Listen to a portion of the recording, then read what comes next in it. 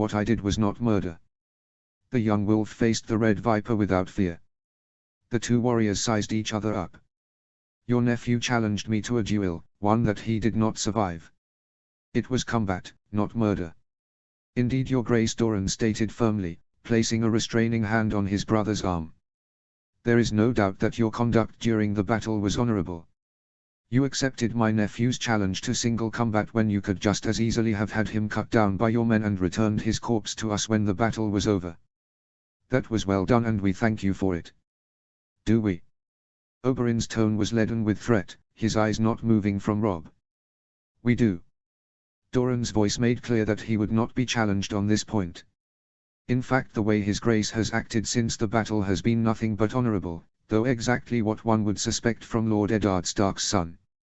Now you praise the man who killed our sister. Oberyn was almost incandescent. I do nothing of the sort, Doran corrected in the same calm manner he seemed to do everything in. Lord Eddard was not present in King's Landing when Elia was murdered by the Mountain and Armor Elorc. Their actions are the responsibility of Tywin Lannister and he has paid for the crimes. As have they all, Margaery pointed out, remembering the decapitated body of Sir Gregor Clegane being loaded onto a wagon following his ill-fated duel with Prince Oberyn. Indeed they have. However, you did not let me finish, your grace, Doran chided gently. I concede your husband's valor in combat was most fitting. However, the number of Dornish dead is still remarkably high.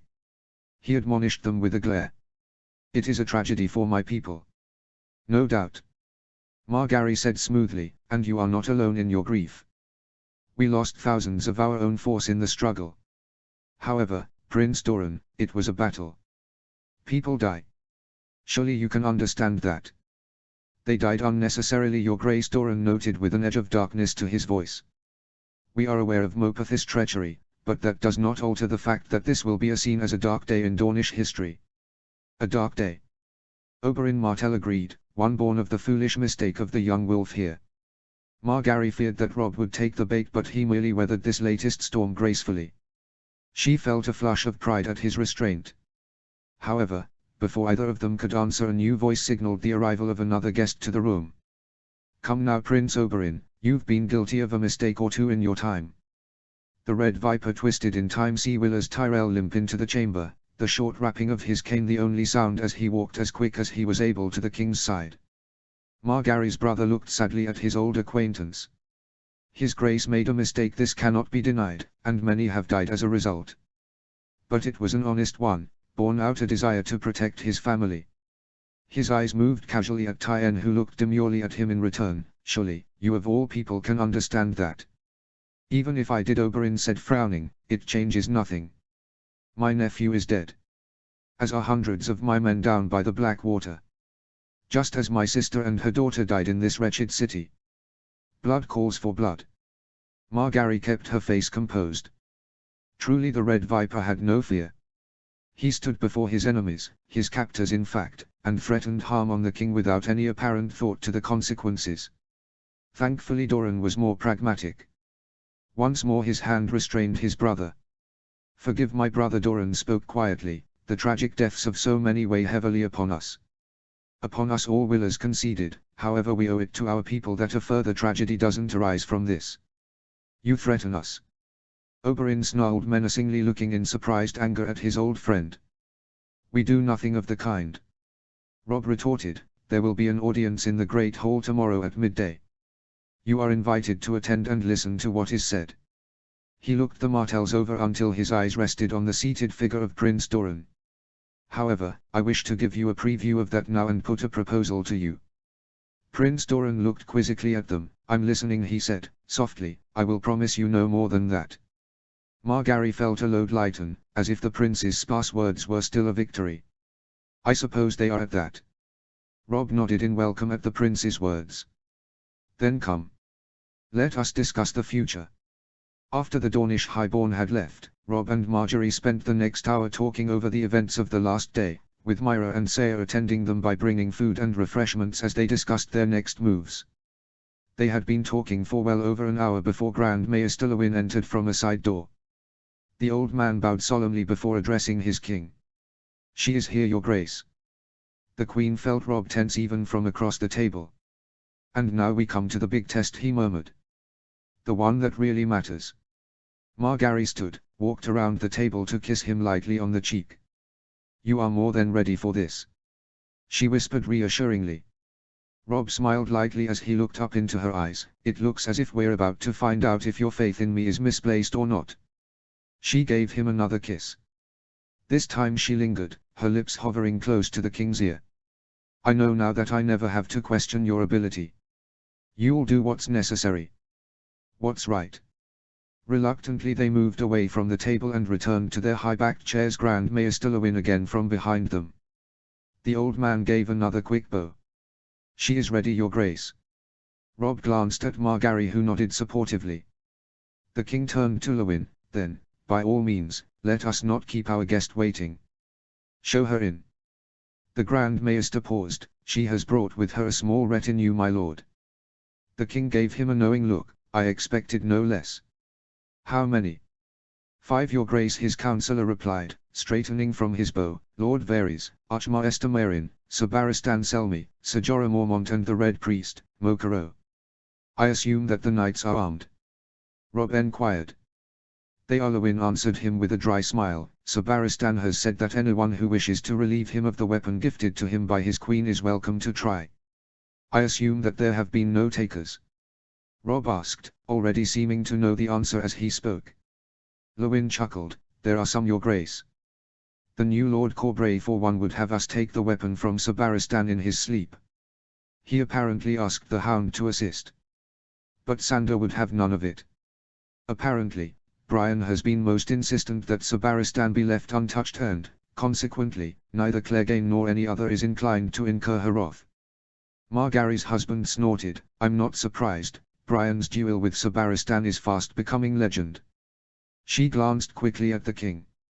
As is your own fight with Aegon Targaryen. But then, who can blame the people for that? King versus king, a duel with the very realm at stake. There was even a dragon present to boot.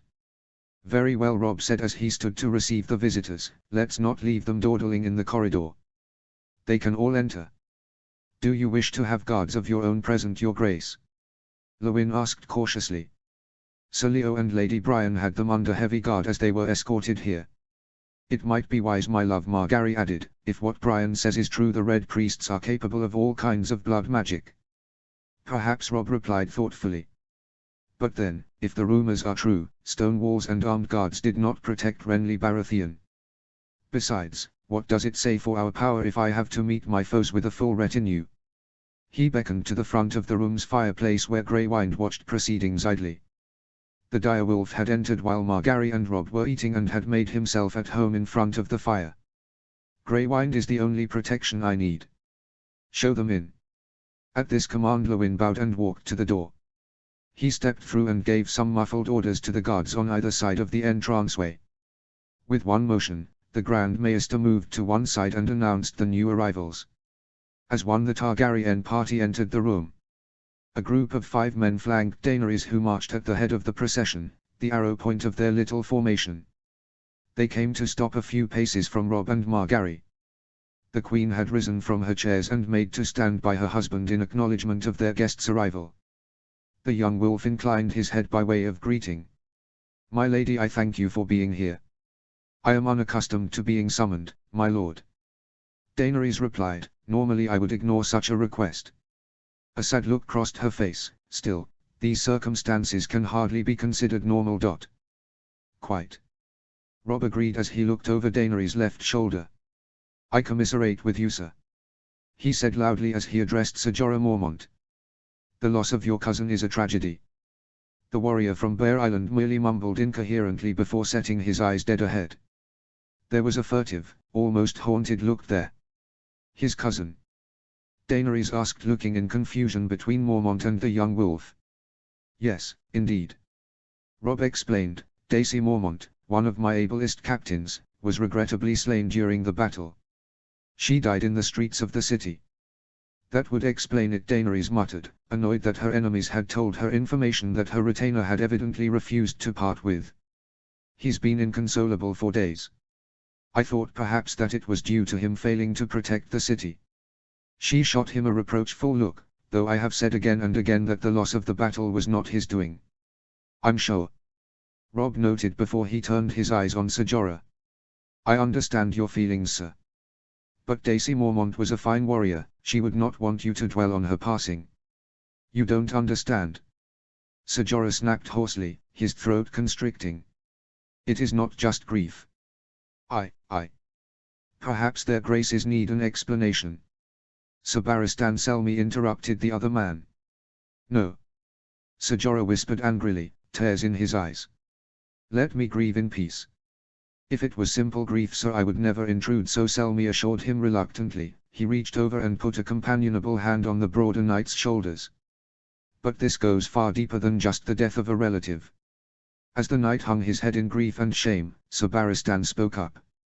I believe that Ser Jorah, erroneously, blames himself for his cousin's death. He ordered the arrow volley that claimed her life. There was a lull as everyone realized the impact of these words. Ser Jorah had, unwittingly, become a kinslayer. And no man is as accursed by the gods. Ser Jorah took a deep breath. I didn't see her. There was chaos at the gate. I ordered the men to open fire as soon as the city was breached.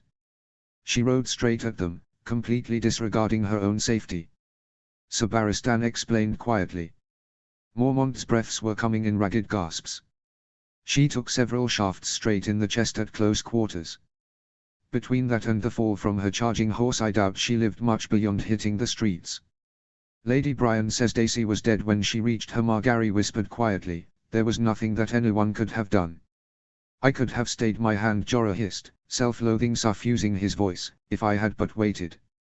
You would have ordered your men to fire anyway, Robb stated evenly, looking straight into the eye of the Northern Knight. It was a battle and Daisy was on the other side. You did your duty, sir. Nothing more, nothing less. But my cousin would have understood, Robb said calmly, his voice clear. Daisy was a warrior, perhaps one of the finest I ever met. I grieve with you, but she knew full well the perils of war. She accepted them. You did not intend her harm, Ser Jorah, but she was one of the enemy. Mormont stared for a long moment. His eyes went from Daenerys to Robb as his mind worked. It was the Targaryen girl who broke the silence. Her face was impassive, but Margaery could imagine her irritation at this important meeting being waylaid by a discussion about a woman that the Dragon Queen didn't know, had barely even met. I want you to wait outside, Ser Jorah. She turned to the rest of the group. In fact, I want all of you to leave myself and the young wolf alone. Your Grace, Sir Barristan sputtered. I must protest. You cannot. I can do what I will, Sir Barristan. Daenerys rebuked him fiercely. She eyed Robb speculatively. If Robb Stark meant me harm, he would hardly have summoned us to inform me of it. True enough, Robb agreed. He looked over the group behind the young Targaryen. The lady is quite safe with me. You have my word. It was that last that seemed to convince the Targaryen escort. Reluctantly, they began to take their leave, stepping through the double doors which closed with finality behind them. Varys was the last through the door, pausing a moment to give them both a knowing look before he was obscured by the wooden barrier. Margaery did not move. Daenerys Targaryen did not command her, and she was not about to leave her husband alone with the young queen. There was a long silence as the two leaders scrutinized each other. Like two knights about to joust. So here we are. Daenerys stated finally. She seemed sure of herself, as though unperturbed by the losses her side had so recently suffered. Here we are, Robb agreed without the smallest hint of a smile. He motioned to a servant who brought a stout wooden chair from its place by the wall and set it in front of the king. At another wave the man left the room, eschewing the shadows where he had been standing. Please, Robb said, indicating the chair. Sit with us. Slowly, almost in spite of herself, Daenerys took the offered seat. She sat back, allowing the hardwood to take her narrow frame. She looked dispassionately at them. I hear you bury your dead tomorrow. She said softly. We do, the king replied, a touch of sorrow in his voice. We have divided the bodies into their various factions and intend to honor them according to their customs. Daenerys' eye burned bright. And what of those who fought for House Targaryen? Robb leaned forward. I would hope to consult you about what you wish done. I have already received representations from Prince Doran that the casualties from Dorne should be returned to the south. You should ask each of the respective commanders what should be done, Daenerys said. They will be able to tell you best what to do with their men. Robb nodded acceptingly, though in truth such advice had already been sought. To be honest, however, Daenerys went on, the dead come second in my thoughts to the living. What of those wounded in the battle? Your men are being treated alongside my own, Robb replied firmly. They have been split up according to their loyalties, of course, but the same healers who serve my army have been asked to attend all the wounded. Margaery knew for a fact that such a decision was not without its detractors. Robb had spent many hours arguing long and hard with Randyll Tarly and Yohn Royce on the matter. Both commanders had felt that their own men deserved priority over others, particularly those that served the dragons. The enemy is the enemy, your grace. Let them perish, Lord Randyll had urged. Think of the future. I am, my lord, had been Robb's only response. I am.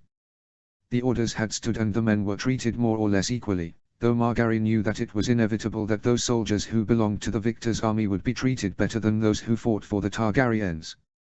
The lords and highborn on the winning side would do their uttermost to help their men, knowing that their armies were their strength. The Targaryen army had no such benefactor anymore. At least, not until Margaery had arrived in the city. She suspected that it was knowledge of her orders, that her own household helped the injured of the Targaryens, that had convinced the Golden Company to seek her as their new patron. Every castle and keep has been instructed to send any maesters and healers they have available. Robb replied. The Citadel has also sent a delegation of its best men to assist. Moreover, supplies of food continue to be carted in from the Reach and the Vale. We are using every resource we can to recover from recent events. Not just the battle, but the fire and invasion from Stannis Baratheon. You say that you are requesting all aid, Daenerys pointed out.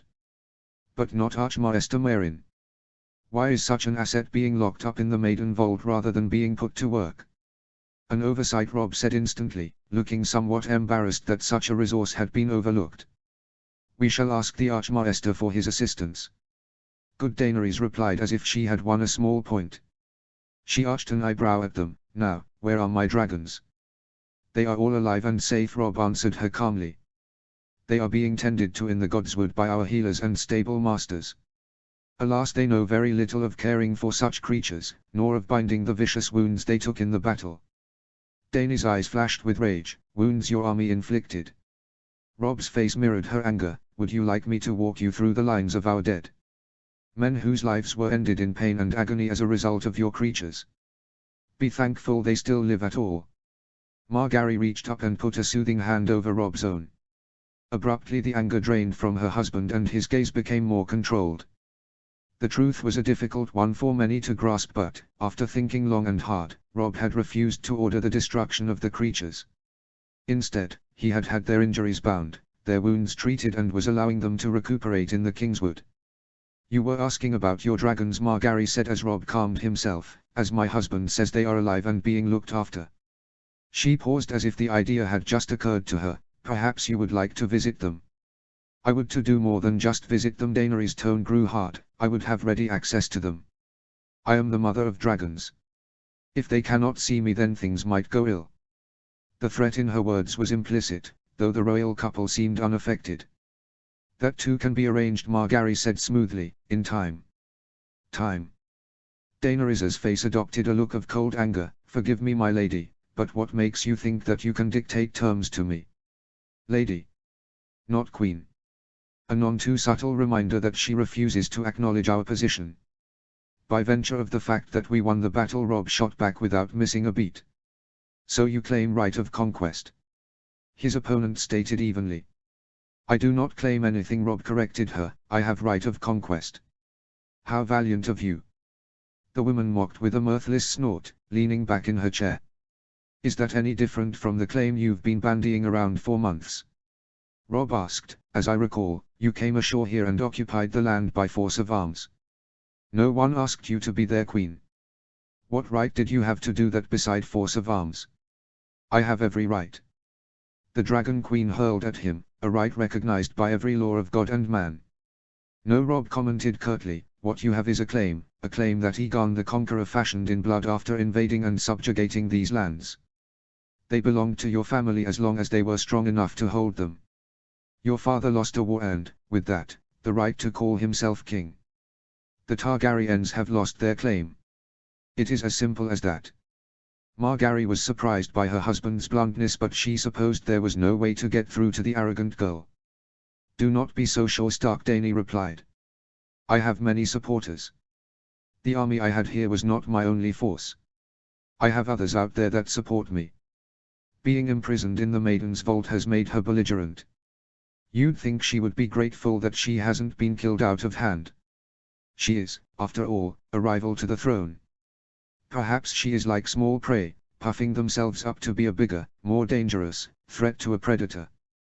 Robb crossed his arms across his chest. "Perhaps you refer to the 6,000 men Victorian Greyjoy had with him near Rook's Rest. Or perhaps the unsullied army of over 3,000 in the Stormlands." Margaery caught the brief look of indecision cross the Targaryen queen's face. Then, obviously deciding that there was nothing to be gained by obfuscation, the girl reclaimed her sense of defiance. "I do," she declared, slightly more loudly than was needed. Giving the proof to Margaery's theory, that beneath the queen's bluster she was more anxious than she wanted to let on. Robb looked regretfully at her. "Then I have bad news for you.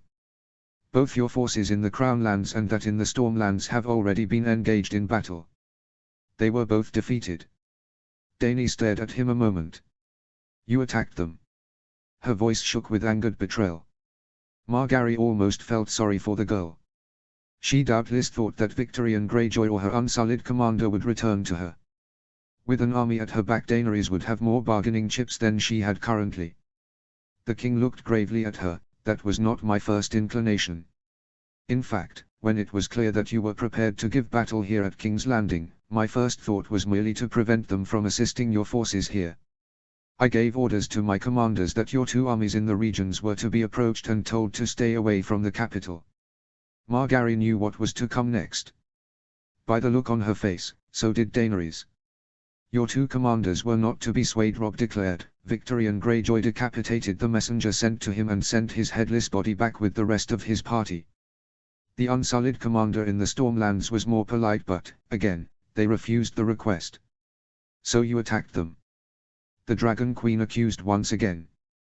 The young wolf gave her a sad look. "They were warned that King's Landing was now the site of a battle and should be given a wide berth.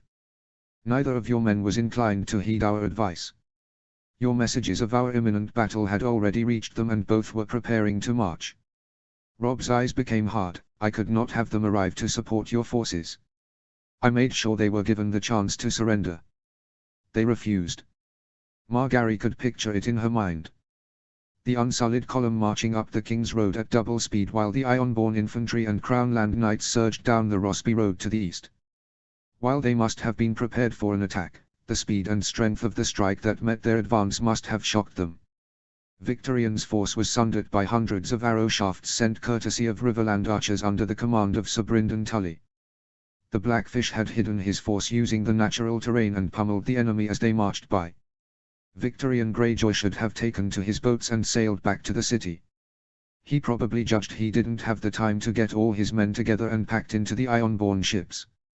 Instead he opted for a forced march. A costly mistake. The Crownland Knights gave a good accounting of themselves, but the Ironborn, unused to fighting a disciplined force, was sundered by volley after volley of shafts that struck their massed ranks like a lethal rain. As the men of the Iron Islands started to withdraw in disarray, Sir Brynden sent a signal to Sir Donal Waynwood. At the Blackfish's call, the Knight of the Gate had charged from the north with over 2,000 horsemen, smashing into the ranks of Ironborn and Crownlands fighters. As soon as the enemy was engaged, the Blackfish called for the advance of his own host and his infantry took to the field, striking home the advantage. The fight had been bloody but short. Victorian Greyjoy was one of the last ones to fall, the vicious warrior still whirling his mighty battle axe as men surrounded him and attacked from all sides. The warrior had died, slain by multiple blows, with a pile of his enemy around him. Events in the Stormlands had followed a similar course. The unsullied commander had gathered his garrison from across the region, mustering at Felwood and marching his force quickly up the King's Road in order to aid their queen in the battle at the capital. Unfortunately they had been in such haste that they had neglected to put out a full screen of scouts to the east. I can imagine they thought that any enemy would come at them from either the Reach or the Crownlands, either to the north or west. A logical thought, though in this case, anticipated by Lord Tarley and the young wolf. Again the commander had made a mistake. As soon as he had received Rob's message, Sir Bailor Hightower had marched his force east from Bitterbridge and Grassy Vale and entered the Kingswood. The army hid itself deep amongst the thick foliage as Sir Bailor sent an envoy to Storm's End asking the Unsullied commander to either surrender or at least stay away from the city. A while later the envoy returned with the commander's refusal. After that it was just a matter of time. A day later the Unsullied column marched through the King's Road, heading north. As they passed the point where the King's Road intersected that of the Rose Road, a line of cavalry advanced from the west. The Unsullied commander had wasted no time in ordering his disciplined force to form ranks and make a shield wall facing the enemy. No sooner had the enemy formed its ranks than Sir Bailor hit them hard from the west with wave after wave of artillery fire. Arrow shafts and crossbow bolts pierced their lines while the Unsullied valiantly held position, awaiting an attack that was merely a diversion. Men fell left and right as the Unsullied were caught where they stood, between archer fire in the east and the threat of a cavalry charge in the west. To his credit the enemy commander quickly ascertained the nature of the trap and made a decision to direct all his forces into the woods where the cavalry of the Reach would be useless. Several ranks of spearmen bravely covered their comrades as the rest of the Unsullied sprinted into the trees to engage the archers. Sir Bailor had been prepared for such a move. It was always considered unlikely that the Unsullied would just allow men to fall without doing anything to counter the enemy attack. He had ordered his lines of spearmen to advance while ordering his archers to continue striking the lines of Unsullied facing the enemy. The Unsullied and Reachmen had advanced towards one another, the trees and foliage breaking up their neat ranks until the sides impacted haphazardly in the middle of the woods. The skirmish had again been bloody but brief. While the Unsullied were capable hand-to-hand fighters, the strength of their force came from deep-ranked formations. Strength denied them in the Kingswood. Furthermore, the warriors from Essos had no cavalry and many of their number died trying to fight the mounted horsemen of the Reach. "I thought perhaps you'd want proof," Rob said, indicating a table at the side of the room where the blooded battle-axe of Victorian Greyjoy lay next to a dented bronze cap, a distinctive piece with 3 spikes going from front to back. Margaery had been told by Asher Forrester that the distinctive cap represented an officer in the Unsullied. Daenerys moved to the table and ran a hand across the items. Her face twisted with sadness and rage. Rob looked away from her, giving her a moment of privacy. Regret filled his features. He takes no satisfaction in this. Margaery knew. Put it is essential that her position is made clear. Daenerys stared at the items on the table. She did not speak for a long time. "Is Mossador my Unsullied commander? Is he dead?" The question caught Margaery by surprise. Why ask only for him? Why pick him out more than any of the other soldiers? How odd, he couldn't be a lover. The Unsullied are not equipped in that regard. "He is alive," Rob replied gently. "He was wounded on the battlefield and brought to the Maester at Tumbleton along with the rest of the wounded." "How many?" Daenerys' eyes burned brightly. "How many of my men have you killed?"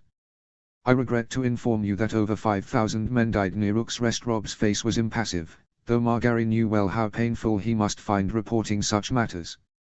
"It was necessary." "And your man, Mossador, lost 3,000 soldiers in the Stormlands." Daenerys' eyes closed as she absorbed the news. Margaery and Rob let her ponder what was, for her, an extremely unwelcome development. They all knew it was the end of her hopes of rescue. The Targaryen force in Westeros has been utterly defeated. It was either them or us. I know which one I would choose. She thought the Dragon Queen was broken as she resumed her seat, but then her eyes flashed once more. "That makes around 200 survivors." Her voice spat out the words like the stinging flick of a whip. "What has happened to them?" "Like we have done here, we have provided aid and comfort for those taken prisoner. When they are ready, those that are able will be brought here," Rob replied, unmoved by the former queen's anger. "They will continue to be treated well. You have my word." "Your word?" The girl's tone was beyond sarcasm. "What use is your word when you betray every promise you made since the moment we met?" "I kept my word. It was your men who caused this," Rob said, resolution filling his tone. "It was your counselors who plotted the death of my queen and child." He raised a hand as Daenerys opened her mouth. "I accept that you had no part in their plans, but what else was I supposed to think?" The evidence was convincing at the time. Circumstantial evidence, Daenerys shot back. Evidence that proved to be wrong. Indeed, Robb admitted with a hint of sadness, and when I realized my mistake I call a halt to the fighting. A move that saved many of your men. As it did yours. Daenerys' voice was sharp. And you only called an end to the battle because I came to point out the error of your ways. The monstrous lapse in your judgment. Margaery's eyes narrowed. She disliked hearing her husband being referred to in a tone similar to how an adult would address a naughty child. A child that would do well to listen to wiser counsel. Besides, given Robb's feelings, not to mention guilt, over the battle, there was an even chance that Daenerys could sway him from his intended course. She need not have worried. The king, while stoic, seemed a little amused by the Dragon Queen's presumption. Your actions saved lives, he said slowly, on both sides. This cannot be denied. His head shifted. However, let us be clear, you had lost the battle before you arrived to prevail upon me for a ceasefire. Given the circumstances I was happy to do so, but you had lost. Another wave of anger seemed to take Daenerys. Her hands gripped the armrests of her chair so hard her knuckles were as white as snow. You attacked us. She hissed. We had a peace treaty that you broke the moment it was convenient.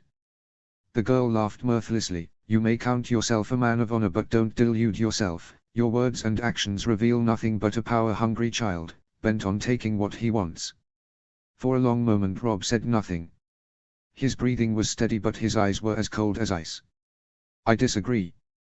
But even if you were right, it seems to me that I find myself in good company. What is your reign if not the pathetic ranting of a spoiled girl whose family's rash actions brought down their own mighty dynasty? Robb tilted his head like a hunter surveying its prey. Where exactly give you the right to rule Westeros? Daenerys' rage boiled over. I am the blood of the DR. I grow tired of that refrain. Robb cut her off mercilessly. What is the blood of the dragon except the mark of an insane rabble of inbred tyrants obsessed with bending others to your will? He looked almost contemptuously at her. I may not have known either you or Egon long, my lady, but I see nothing worthy of being called a ruler. I am the unburnt, the breaker of chains. Pointless titles, Robb snarled. Daenerys gave him a cold look. Bold words from the young wolf. Incredibly, Robb smiled in agreement. You have me there. We cannot choose what others call us. What I can take responsibility for are my own actions. The king gave a deep sigh. The circumstances of how we came to be here mean everything to me, Robb continued. It is the reason you are stood in front of me now instead of wallowing in one of the black cells. Daenerys glowed. You wouldn't dare. Who is there to stop me? Robb said angrily. Your army in King's Landing has been defeated, the survivors under guard. Your armies to the east and south have also been neutralized. You have no friends left in the capital, and those you did have are fast abandoning you. Daenerys looked coolly at Robb Stark. Her mind was racing, but she did not contradict him outright. So you say? Here it comes. Margaery steeled herself for potentially one of the hardest parts of the meeting. Everything will depend on how she reacts. I do say. The king said quietly, with Victarion Greyjoy, and a number of the Ironborn captains dead, command has passed to a man named Stefarion Spar.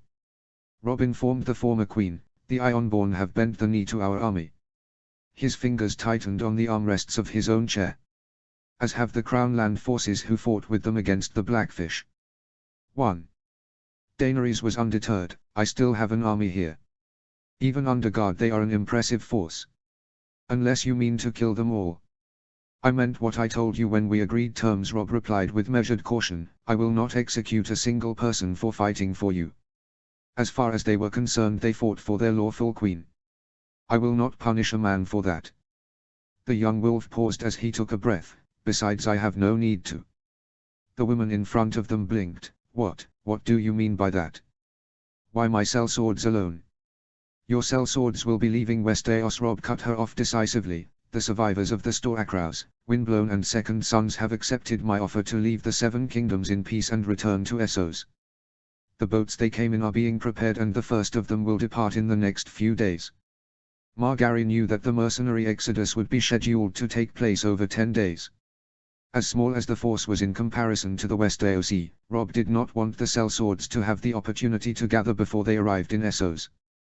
By staggering their departure, Robb hoped to deter the sellswords from unifying and suffering delusions of rescuing their former queen. Once they had left their shores, the king maintained that they would never be allowed to return. Margaery was not as concerned on this point as Robb. Sellswords fight for money. The Targaryens have none of it. Not with Magister Illyrio dead. 2. You mentioned some of the sellswords, Daenerys observed. If she was deterred by her shrinking list of allies, she didn't show it. What of the Golden Company? At this question, Robb turned to his wife. He looked down on her with an amused eye. The company has decided to remain in Westeros and has pledged itself to my wife's service. Ha! So much for their word. Daenerys shook her head bitterly. We had a contract. The company's new commander, Sir Lasswell, tells me that their contract was with your nephew. Margaery informed the other woman as she kept her face neutral. And that any agreement expired upon his death. They consider themselves free of the contract to your house and feel free to seek employment elsewhere. With you, you mean? Daenerys replied bitterly. To the victor goes the spoils. It was hard to face the other woman's despondency. Margaery merely nodded by way of response. It was pointless to deny the facts. She left the other reasons Sir Lasswell had given her remain unspoken. The company were, in the end, sellswords who followed money and victory. Daenerys Targaryen could offer them neither. The survivors of the company had been led to disaster and were not minded to follow the Targaryens anymore. Still, the Dragon Queen looked to understand that even without it being said. She seemed to accept the logic of the company's actions, even if it undoubtedly left a sour taste in the mouth. 3. So Daenerys allowed quietly, it would seem that one way or another you've deprived me of all my sellswords. The Ironborn have left my service. She raised her head, somewhat defiantly, but not all my forces are so fickle. The Unsullied remain with me, and I notice you haven't mentioned the Dornish. Quite right, Robb said in a conciliatory tone. The Unsullied's obedience and faith in you has been unshakable. However, given their refusal to surrender during the battle, they have taken colossal casualties. The same could be said of your Dothraki riders. Barely a handful of those men made it off the battlefield alive after their ill-advised charge against the Knights of the Vale. I am afraid that both those units have been almost utterly destroyed in the battle. The king looked idly at the scrolls pilled on the table next to Victorian's battle axe. My maester tells me that you have around 700 Unsullied left, many with severe injuries. Perhaps 30 Dothraki, maybe 40-odd of your militia made up of the residents of conquered cities in Essos, and around 700 Crown Land soldiers who have been forced to retreat to Rook's Rest, where Sir Donal currently has them under siege. Robb looked at his prisoner calmly. All told, you have no more than 1,500 men at your service. He bowed his head slightly, or rather, would be at your service were not all of them currently my prisoners. Daenerys Targaryen did not say anything for a long time. Her face was unreadable, but Margaery could well imagine the emotions rolling within. As she and Robb had discussed at dinner, no more than 3 weeks ago the Targaryen host numbered almost 50,000 swords, now they had less than 2,000. As calm as the former queen was, that must have been a blow of gargantuan proportions. The woman finally looked at them both.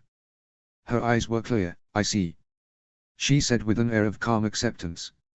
It would seem then that you have won, completely. Some victories are worse than defeats, Robb replied, his voice laced with sadness. What happened was a mistake, one that cost thousands of lives.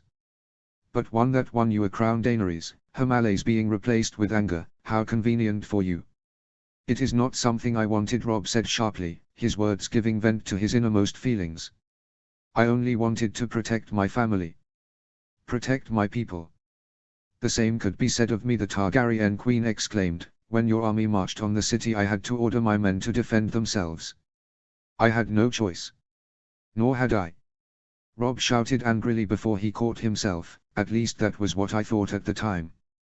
The woman looked dispassionately at them both. Her anger fading as she saw the sincerity in Robb's face. They spent a moment regarding one another. Margaery's husband took a deep calming breath. I deeply regret recent events. Every death both inside the city and on the field outside was unnecessary and on my head. I know that now. It is something I will have to live with and do my best to make up for. You could always walk away, Daenerys said plainly, march your army north or west. Margaery felt her stomach tighten with a knot of anxiety at the former queen's words.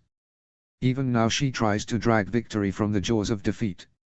Robb offered a sad smile to the Targaryen. I regret that that is not an option. My men have spilled blood to take this city. I cannot leave it now. To do so would dishonor their efforts. Their sacrifice. Not to mention the chaos that I would leave behind if I were to go back to Winterfell. You've just regaled me with how powerless I am, Daenerys observed. Surely I pose no threat to you now. There are those that would say that as long as you draw breath you are a threat to the realm, Robb said. That being said, I am not among them. No. Daenerys' eyebrows arched skeptically. No, Robb restated simply. However, if I left I would be leaving a void around the throne. The realm has seen years of turmoil. There are doubtless many who would aspire to take my place if I were to walk away. It would mean another war. The king's eyes narrowed. I will die before I allow that to happen. The people have suffered enough. Oh, you care about the people, do you? I do.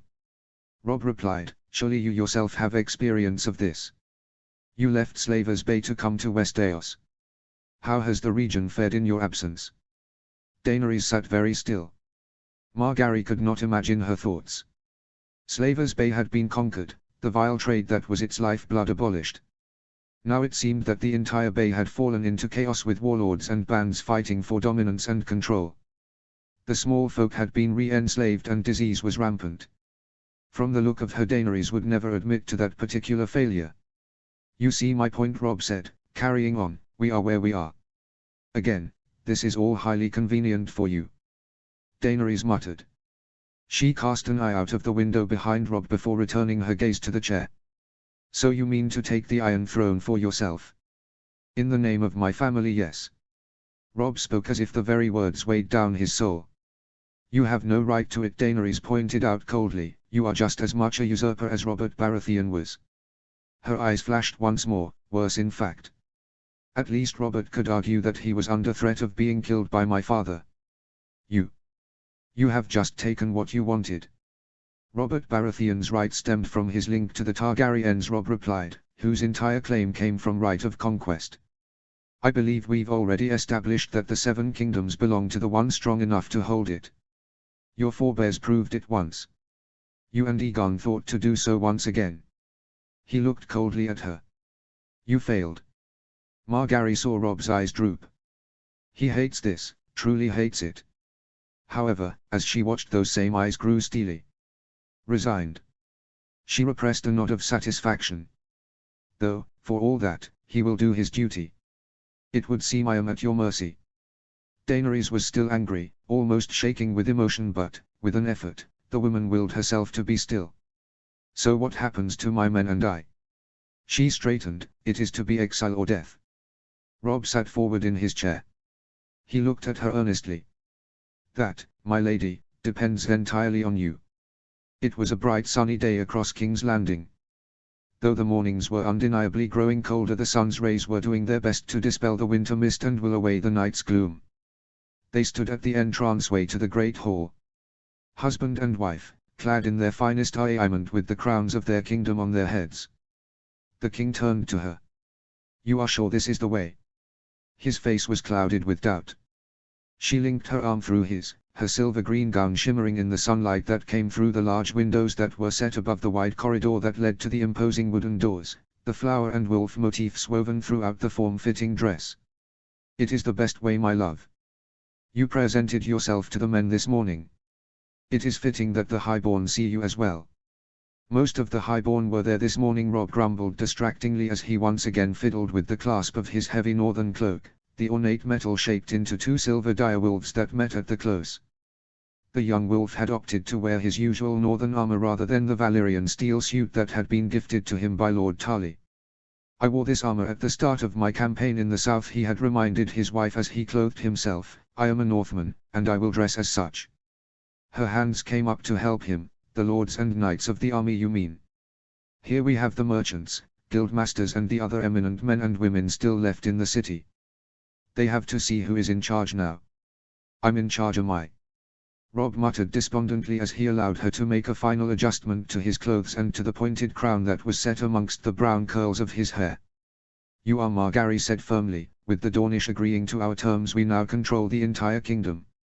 It is pointless to pretend otherwise. Others take me. Her husband cast a nervous look at the door. I would rather charge into Lannister spears than take on this responsibility. The queen moved back slightly to place her hands on her husband's broad shoulders. She looked at him pointedly. It is your duty, my love. The realm has seen years of turmoil, it needs stability. That is something only we can provide. The lords have accepted House Stark as their leaders. The army and the small folk love your family. They love you. Robb scoffed. It helps that I've released most of the men imprisoned as a result of failing to follow the order to halt the battle.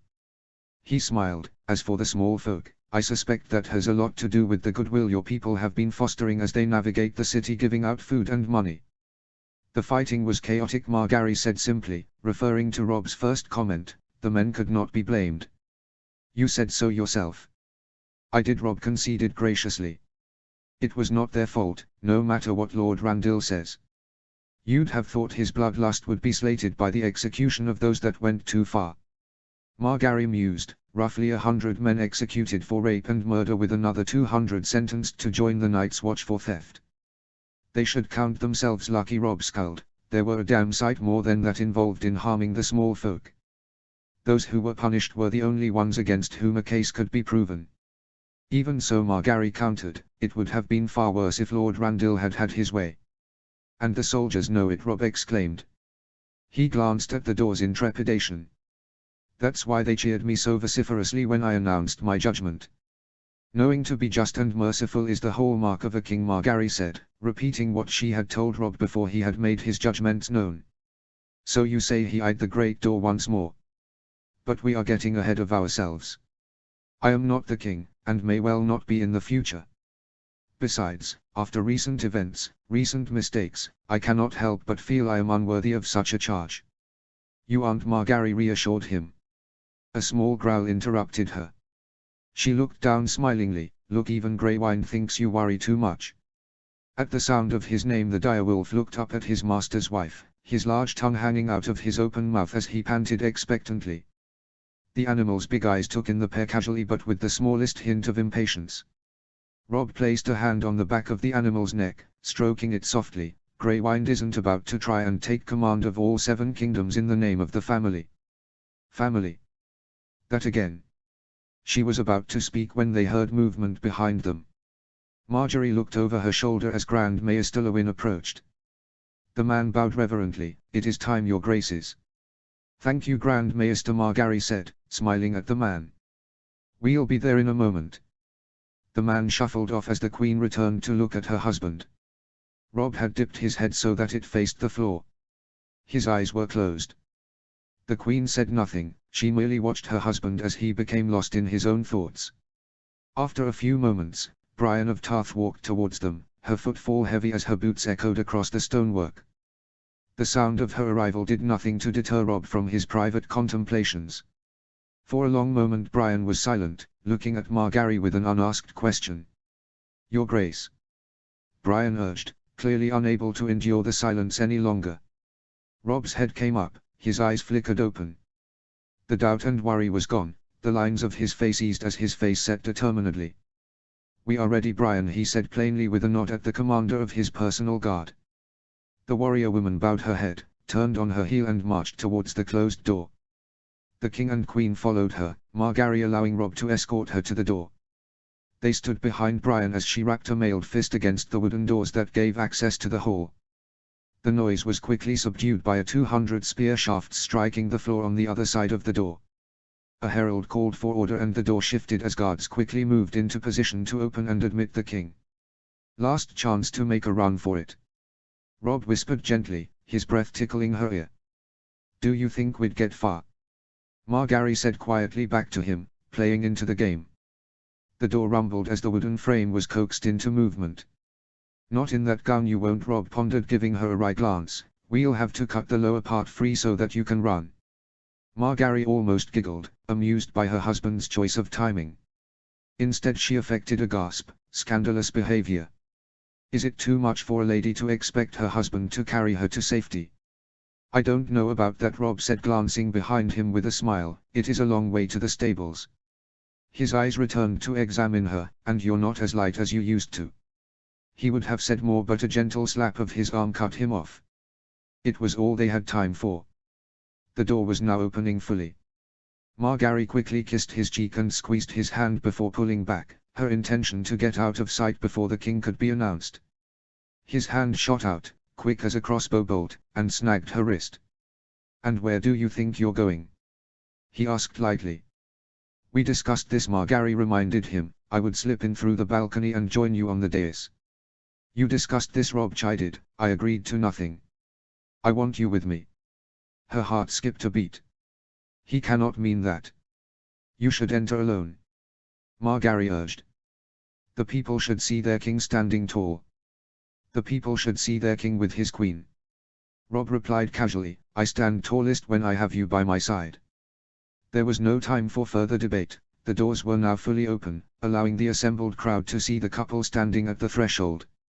Robb gave a wan smile. He offered up his arm. "Shall we?" With her own smile plastered on her face, Margaery took the proffered arm and stepped with her husband into the hall. They descended a few steps onto the main concourse. As they reached the floor, a cacophony of horns went up. Like a bridge across water were two parallel lines of Wolfguard reaching from the entrance to the hall down to the opposing end. At a signal from Brian, the guards unsheathed their swords and thrust them into the air, making an arch for the king and queen to walk under. The crowd started cheering and clapping, the sound soon reaching a deafening pitch as the king and queen made their way down the aisle towards the Iron Throne. "It was not unlike our wedding day," the queen considered. "When we married in the September at Riverrun, when Robb covered me with the cloak of House Stark and took me under his protection." She almost shook her head in wonder. "Look how far we've come since that day." As they moved, Margaery glanced quickly at her husband. "He looks every inch the king," Margaery mused to herself. "Young, lean, muscular, a victorious warrior, come to save the people from the madness of the dragons." Margaery resisted the urge to laugh. All right, that was hardly the truth, but it would be what the singers and the histories remember. She would see to that. Greywind padded ahead of them, the huge direwolf making quick work of the distance and bounding up the dais on which stood the Iron Throne. A few moments later the king and queen followed, their cloaks trailing behind them as they climbed gracefully to the foot of the throne. Slowly they turned. The sight that greeted them was an arresting one. At least 1,000 people occupied the cavernous room, almost all of them making as much noise as they were able. Robb beamed at the crowd and smoothly raised Margaery's hand so that he might kiss the knuckles. The cheering and clapping reached a crescendo. There had been no love lost between Robert Baratheon and Cersei Lannister, nor had there seemed much affection between Aegon and Daenerys Targaryen. Here though was a royal couple, in love and at ease with one another. Not only that, but they had an heir, offering stability of rule for many years to come. In a realm used to conflict, it was a welcome thought. Though some wondered why the heir was not present. As if in answer to that thought, Catelyn Stark came from the side of the dais. In her arms was little baby Rickard, whose expression indicated his bafflement at proceedings. At the sight of the baby, of an heir, the volume of applause rose still further. Unfortunately, this seemed to do little but startle the child. He started to cry as his grandmother hugged him to her chest. By their side Sansa Stark stood watching, her face one of awe and wonder. Probably thinks she's entered one of her fantasies. The noble king and beautiful queen being acclaimed by their people. Margaery looked out across the hall. There were so many faces here that she knew. Her grandmother and brothers had pride of place in the front row of the highborn, along with all the Starks' key supporters and allies. The king allowed the noise to go for a moment longer before he raised his hands for quiet. "Pray silence for the king." Robb looked somewhat askance at the herald who stood at attention at one end of the dais. Abruptly the noise cut out. Margaery repressed a smile. He's used to having one his bannerman curse and swear at the others in order to effect silence. The king in the north. The sound started from a fraction of the hall, if Margaery had to guess, from the group of northern lords, but, within a moment, was taken up by almost everyone in the hall. Grand Maester Lewyn took to the dais and raised a hand for quiet. As the sound died away, the elderly Maester nodded dully to the hall. The king in the north, yes, and the first there has been for many years, but the Starks are now more than that. They started as the kings in the north, the Trident, the Reach and the Vale. They are also now lords of the Andals, the Rhoynar and the First Men. Today House Stark now takes up lordship of the Seven Kingdoms are should now be hailed as protectors of the realm. The crowd was thunderous in its applause. Margaery saw that some, the more intelligent and observant of the assembly were looking puzzled at the Maester. No doubt they are aware that Robb himself was not hailed as king. Nor could it escape anyone's notice that he has not yet ascended the Iron Throne. She repressed a sigh, lest it be seen but some of the more observant onlookers. Nor will he, not today at least. I thank you Grand Maester, Robb said, I formally accept these responsibilities in the name of House Stark. A ripple of understanding went through the crowd. Comprehension that Robb Stark was claiming rulership in the name of his family, for House Stark, rather than himself. Robb had been very clear with Margaery on this point. Despite his flexibility on certain policy issues regarding the governance of the realm, there was only one issue upon which the young wolf was utterly unmovable. My father should be king before me, her husband had whispered to her as they had spoken yesterday afternoon. What? Margaery had scarcely believed it. My father is the head of House Stark. He is Lord of Winterfell and, by rights, should have been hailed the king in the north. Robb's face had set determinedly. Everything I have, everything I am, I owe to him. If he wants it, the Iron Throne is his. The next morning, Lady Olenna had smiled knowingly when Margaery had informed her of this, the young woman raging in disbelief. These Starks and their honor. The older woman had said, practically chortling, so obsessed with the order of things. Margaery had looked dejected. Robb will not change his mind, no matter how much I plead. I have used logic, anger, even, well, my charms. He will not yield. Well, of course he won't, Olenna scoffed, waving a hand dismissively. He is far too much of his father's son for that. You don't seem surprised, Margaery accused the Queen of Thorns. I'm not, Olenna replied casually. I spent the entirety of yesterday with Catelyn Stark. The old woman smiled. Say what you will about Hoster Tully's daughter, but stupid she is not. And it is a stupid woman who does not know her own son. Then explain it to me, grandmother. Margaery exclaimed, why give up power for no reason? For the Starks, honor is every reason. Olenna stated clearly. You forget, your husband has both Stark and Tully blood coursing through him. Honor and duty, Margaery's grandmother smiled ruefully. A powerful combination. I do not see. Olenna Tyrell huffed and clicked her tongue impatiently. My dear, you need to understand your husband. Robb Stark does not desire power any more than Tywin Lannister desired a court jester. She looked pointedly at her granddaughter. He does not want it. Never has. I know that, Margaery noted in disappointment. But I thought that events would have led him to it. It is the only answer. He has accepted that he cannot go home and leave the Seven Kingdoms to their own devices. Gods be good. Even today he admitted that a single ruler was what was needed. Yes, that was clever, my dear, the Queen's grandmother mused. Appealing to his honor and feelings of responsibility that he'd leave his loyal bannermen high and dry. Very clever. He needed no convincing, Margaery huffed in frustration. Whatever can be said of the Starks, they know men and they know war. Robb was already aware that he couldn't give up power. There is no replacement. We can hardly give Daenerys Targaryen the throne. She and her supporters are hardly unlikely to forgive the men who destroyed her army. She shook her head in frustration. He was so close. He is already the king in the north. The Reach, the Riverlands and the Vale will accept him, and we have control of the Westerlands and Stormlands. Why can he not simply accept the inevitable? Oh, I'm sure you have almost convinced him, Olenna assured her quickly. You are quite persuasive when you want to be, my dear. However, duty will out with the Starks. As certain as winter is coming, someone has to rule, and, with his father absent, presumed dead, he allowed his men to call him king. She spread her hands, with Lord Stark alive and well and triumphing in the north. Her mouth twisted into a smile. What else is a dutiful son to do? Margaery rolled her eyes. If father were here, he would recommend Robb simply declare himself and set up on the throne. Present Lord Eddard with an accomplished fact. She sighed, better to ask for forgiveness than permission. Olenna's face grew hard. That sounds exactly like something Mace would do.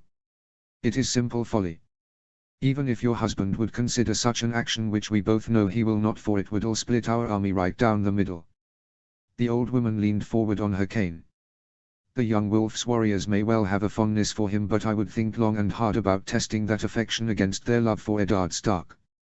The Reach would follow Robb, Margaery pointed out, though she knew it was a pointless argument.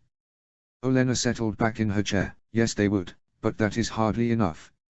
A wistful look crossed her wrinkled face. It's like I told your father some months ago, the Northmen, Riverlords and Knights of the Vale love Lord Stark. They would never take up arms against him. She smiled knowingly. Nor would your husband ever dream of asking them to do so. And he is right.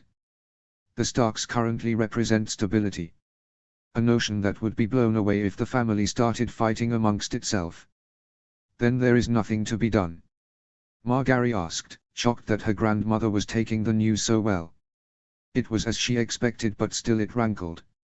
Oh, don't bother your pretty little head with it, Olenna proclaimed airily. Worse comes to the worse, Ned Stark takes the crown and his son inherits upon his death. Olenna suddenly snorted loudly. Though I believe the chances of that actually happening are as good as me being crowned the Queen of Love and Beauty. Why do you say that? Her grandmother had given her a scornful look. Your lord husband means to offer the crown to his father. Fine, God's bless him. However, there is no chance at all that Ned Stark will accept it. Margaery's eyes widened. You think? Olenna tutted once more. I have barely met Lord Stark, but he lives up to his reputation. The man has no interest in ruling the Seven Kingdoms whatsoever. By all accounts he detested his time as Hand of the King. And if Ned Stark turns down the crown, the old woman eyed the Queen with a knowing expression, who then could object when his victorious, handsome, son assumes the throne? One who is already married to a lady from the south and has an heir by her. What you say is true, Margaery conceded. Of course it is, Olenna replied casually. Ignoring the uncharacteristic anger that was building at her grandmother's smugness, Margaery eyed her thoughtfully. Though perhaps there is something you haven't considered. And what might that be? Her grandmother asked sharply. What if Lord Eddard refuses the crown and, furthermore, disagrees with his son taking it? Margaery looked grim. The honor you speak of swings both ways. If my good father urges Robb to reject the Iron Throne and head north, then there is not a doubt in my mind that my husband will obey his father's wishes and ride to Winterfell. Olenna blinked for a moment. To her credit, she did not disagree with her granddaughter's analysis. She paused as she thought the matter over. Perhaps then, she said after a long pause, there is something in what you said before in presenting Lord Stark with an established settlement that the key players have accepted and agreed to. I have already said, Robb will not take the crown. Yes, yes, Olenna cut her off with a wave of her hand. Blast the Starks and their honor. However, presumably your husband has no objection to rewarding his bannermen, who fought so valiantly for him. I would think not. Margaery agreed. Then perhaps the upcoming audience may present an opportunity for the realm to see your husband as the king we wish him to be. It was for this reason that Margaery now said nothing. She kept a broad smile on her face as she watched the crowd applaud her husband. I would that my father were here today, Robb stated loudly as the tumult died down. I would that he could be with us to see the realm united after years of warfare and suffering. He sighed. However, he is far away in the north, reclaiming our lands from traitors. The room was much quieter now. The Stark reputation for dealing with treason was well known. Robb let the silence stretch for a moment before continuing. In his absence there are matters that must be attended to. Rewards to give and service to honor. The young wolf took a deep breath. In the name of my house, I have announcements to make and oaths to hear, Robb said loudly. The high stone walls of the whole and silent crowd, ensuring that his voice could be heard by everyone present. I must ask your indulgence, but there are a great many things to say. He surveyed the hall. The first few regions I mention we require no oaths of fealty from. They have already bent the knee and proved, through long months of war, their loyalty. Their actions speak louder than words ever could. They need not swear so again. The order of what followed had been the subject of much discussion between Margaery and her husband, and a conclusion was only arrived at in the early hours of the morning. Loyal bannermen come first, Robb noted. These men fought and died for me, it is time their efforts were acknowledged. I agree, Margaery had replied. But it is important to recognize those new to your side. I would have thought that seeing my loyal bannermen before me and seeing the power at our command would ensure their compliance, Rob grumbled. Margaery considered. With surprise she realized that Rob was right. Those who had been first to pledge their oaths should be acknowledged, by order of precedence if nothing else. The young wolf nodded. He waited a moment before proceeding. I would be remiss if I didn't begin with acknowledging my Northmen. My countrymen and kin. They traveled to the south in an effort to free my father from our enemies. They followed me through fields of blood, and even fields of fire. I could ask for no finer men. Rob turned his eyes onto the foremost ranks of lords and knights. My father took many of our bannermen north with him to fight the Boltons. To those that remain I give my thanks and promise you that you can return home very soon. Before the moon's turn if I have any say in the matter. My father has already begun the process of dividing up the territories previously belonging to the traitors and awarding them to loyal houses and men. Every man who remained loyal will benefit from it. You have my word. A raucous cheer went up from the few northern knights in attendance. The king in the north. Margaery was aware that her husband's father had made a good start in appointing new lords of the northern houses, confirming heirs in place after their lords had died and raising houses to replace those that had been lost. Ned Stark's last letter had already declared that House Forrester was replacing the Glovers as Lords of the Wolfswood, with a second Raven following from Lord Gregor declaring that all those serving House Glover had a place within the Forrester ranks and that any bannermen or minor lords would remain in place.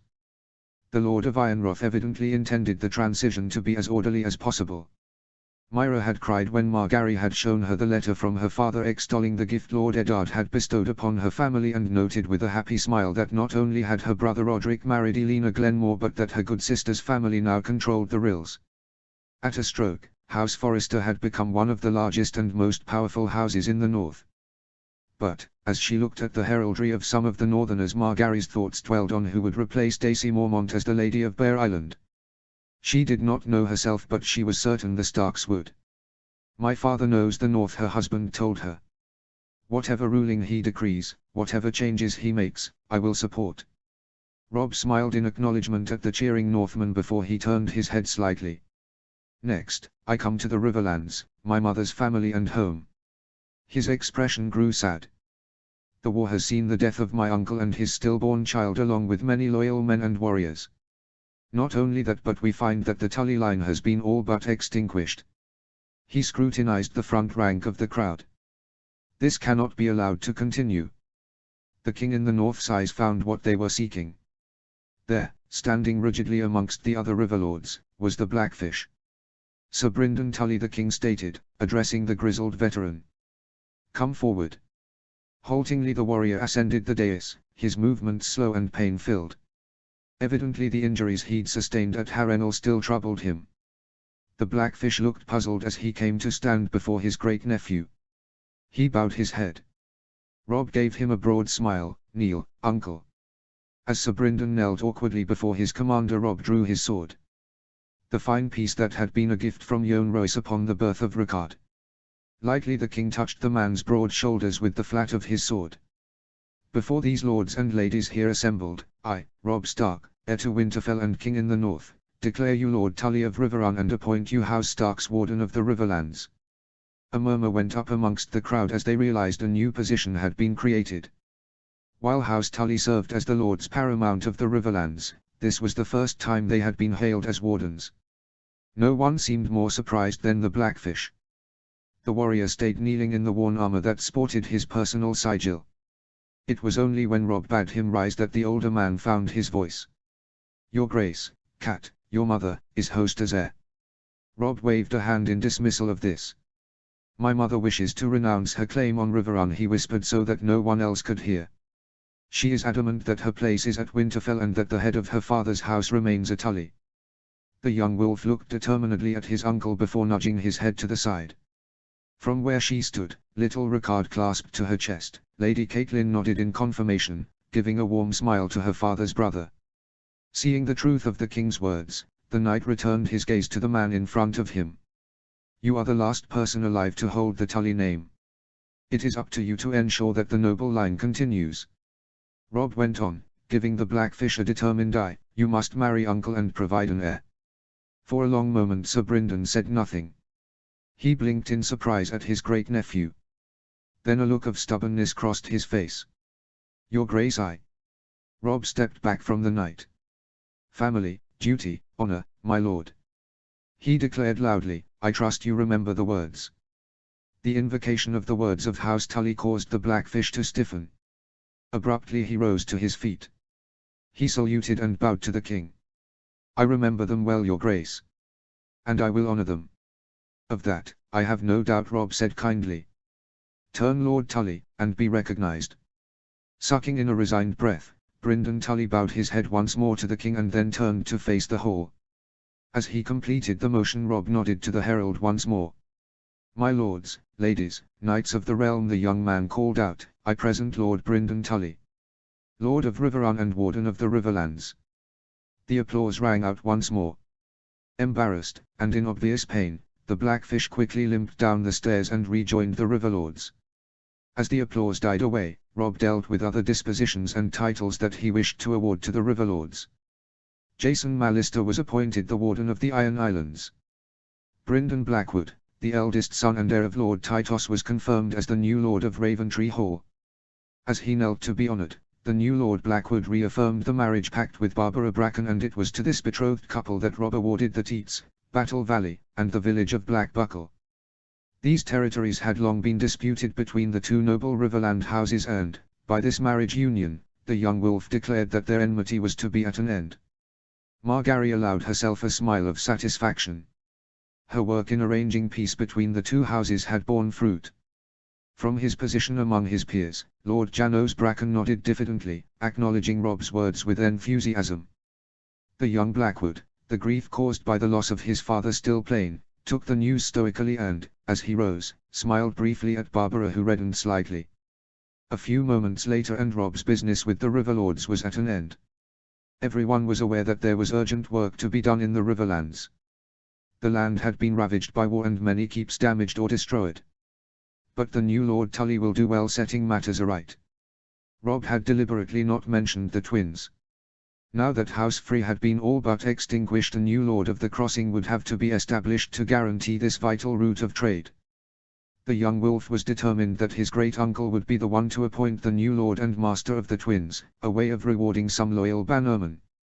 As Lord Mootown left the dais, the king turned his head to the Reachman. "It is a pleasure," Robb reflected, "that I move from honoring one region connected to my house by blood to one connected by love and marriage." He smiled broadly. "Lord Willers Tyrell."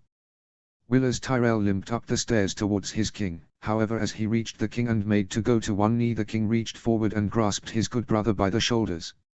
Robb stopped the man from kneeling and swiftly raised him back to his feet. "House Stark and House Tyrell are bound by marriage," Robb declared to the whole before resting his eyes briefly on Margaery.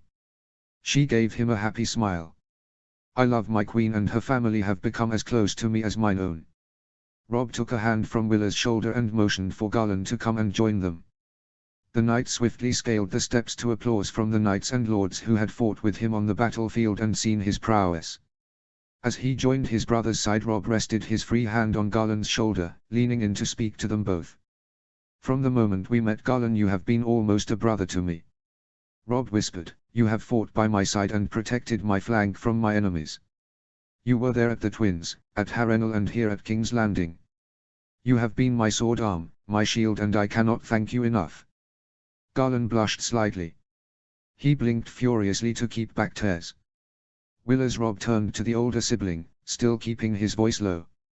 He suddenly sighed heavily. "I should have listened to you. I allowed fear and pride to override good sense and start a battle. A colossal mistake which others paid for with their lives." He shook his head bitterly. "I wish one day to be half as wise as you, Willers. I would have you continue to advise the family. Gods know we need your help." "You will have it, your grace," Willers assured him. "Now and always. I swear it."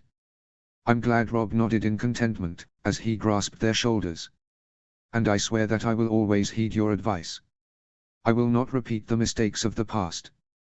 Their private moment over, Robb stood back. "Willers Tyrell.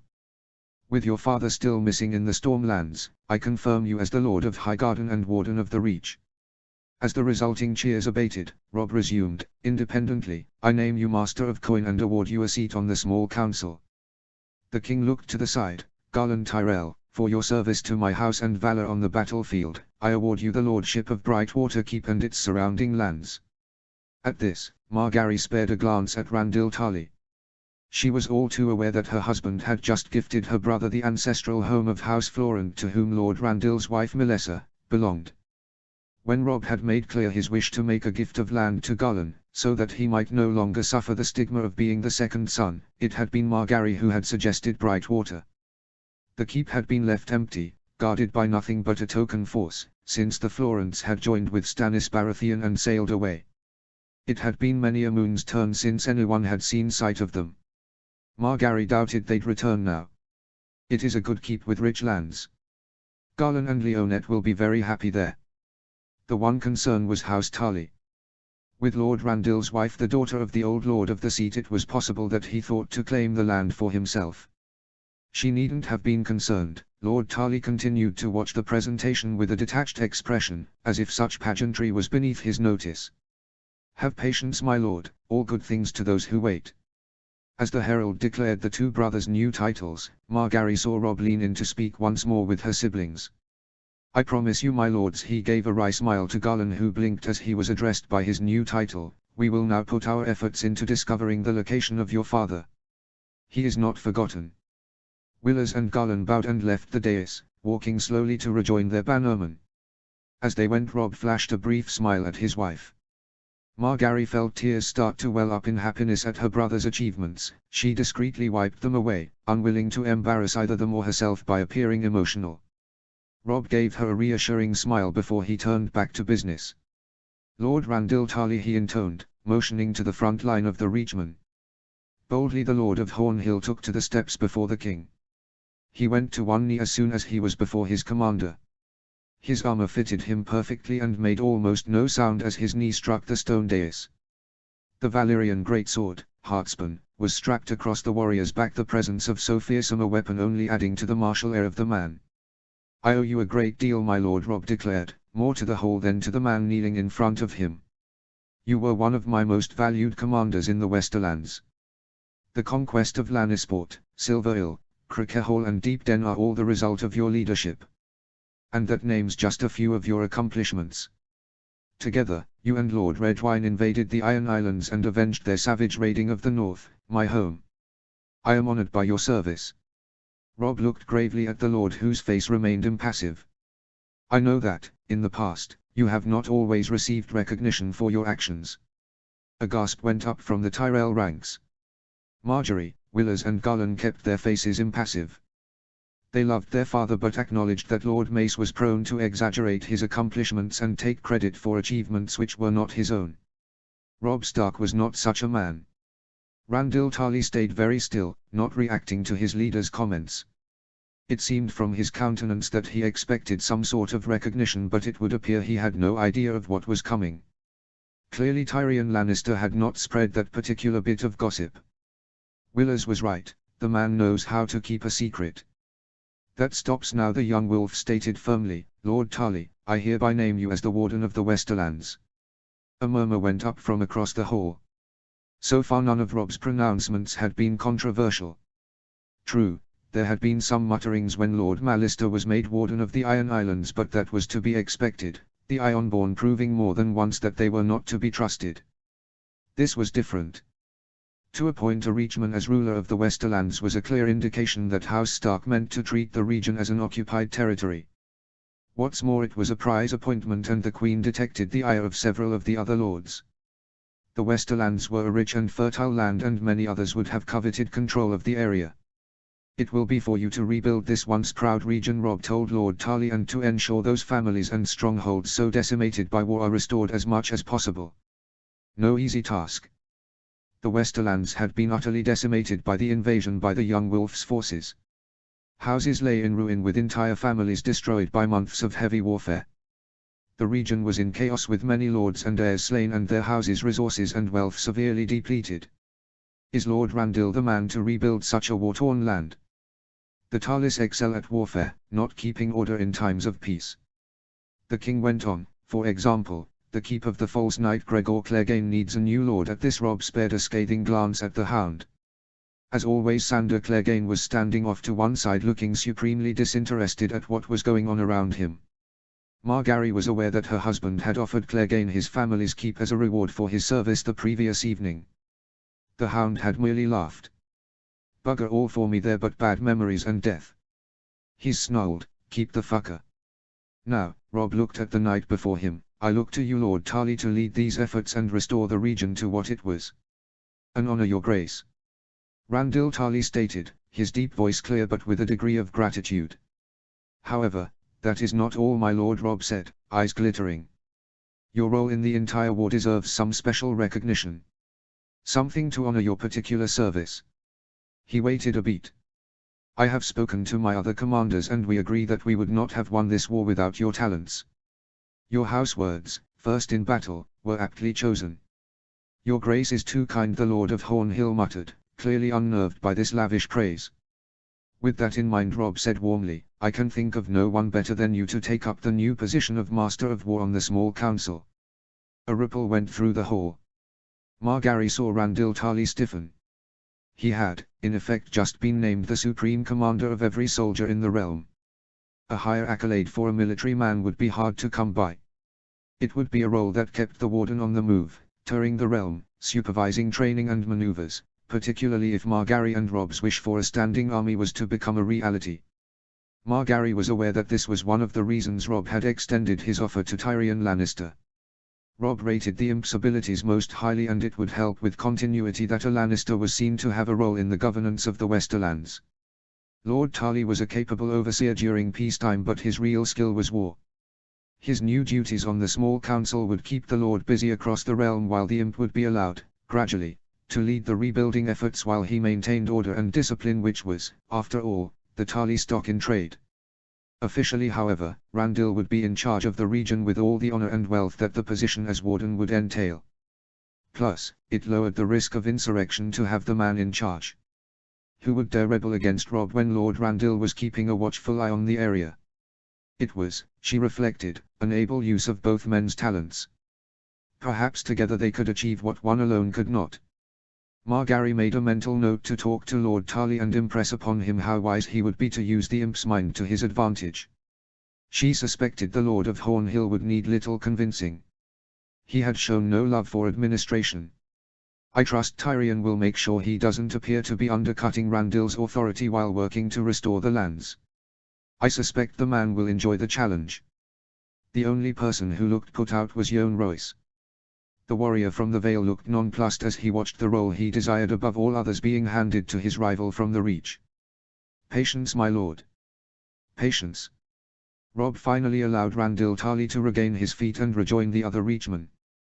As the man bowed, Margaery saw the unmistakable glint of gratitude on the hardened soldier's face. He is Rob's now. It is all over his face. Finally the man has been given the respect and honor denied him, inadvertently, by my father. Abruptly, Rob called upon Sir Horace Redwyne. As her cousin bent the knee in front of her husband, Margaery could not help a tear roll down her cheek. Horace was inadvertently kneeling where his twin had been set in state only a day before. "Nothing I say can bring back your brother who I believe perished assaulting the Dornish shield wall," Rob said as he looked at Horace, his face full of sympathy. "However, I wish you to convey to your father his appointment as Master of Ships and relay my invitation to attend us here at King's Landing. I promise your family, Sir Horace, that their sacrifice will not be forgotten." Her cousin mouthed words of gratitude and then stepped away. Rob then quickly went through the other main appointments. He conferred control of Longtable onto Lord Merryweather's widow, Taena. As the Myrish beauty curtsied before the king, Margaery could not help but feel relief that the woman would soon be leaving King's Landing to take up stewardship of her husband's seat. Stewardship, yes, but Margaery would ensure that both the Castellan and Maester of the Keep reported to her. It would not do to leave Taena Merryweather unattended. That one has ambition beyond mere ladyship of a keep. She currently has no power, but I'd be remiss to leave her unattended. Taena breathed her thanks, her shapely breasts heaving in time to her exotic speech. Rob offered her a smile. "Your lord husband was devoted to you and your little boy, Russell, I believe." "Your grace is correct," Taena purred, shamefully batting her eyes at the king.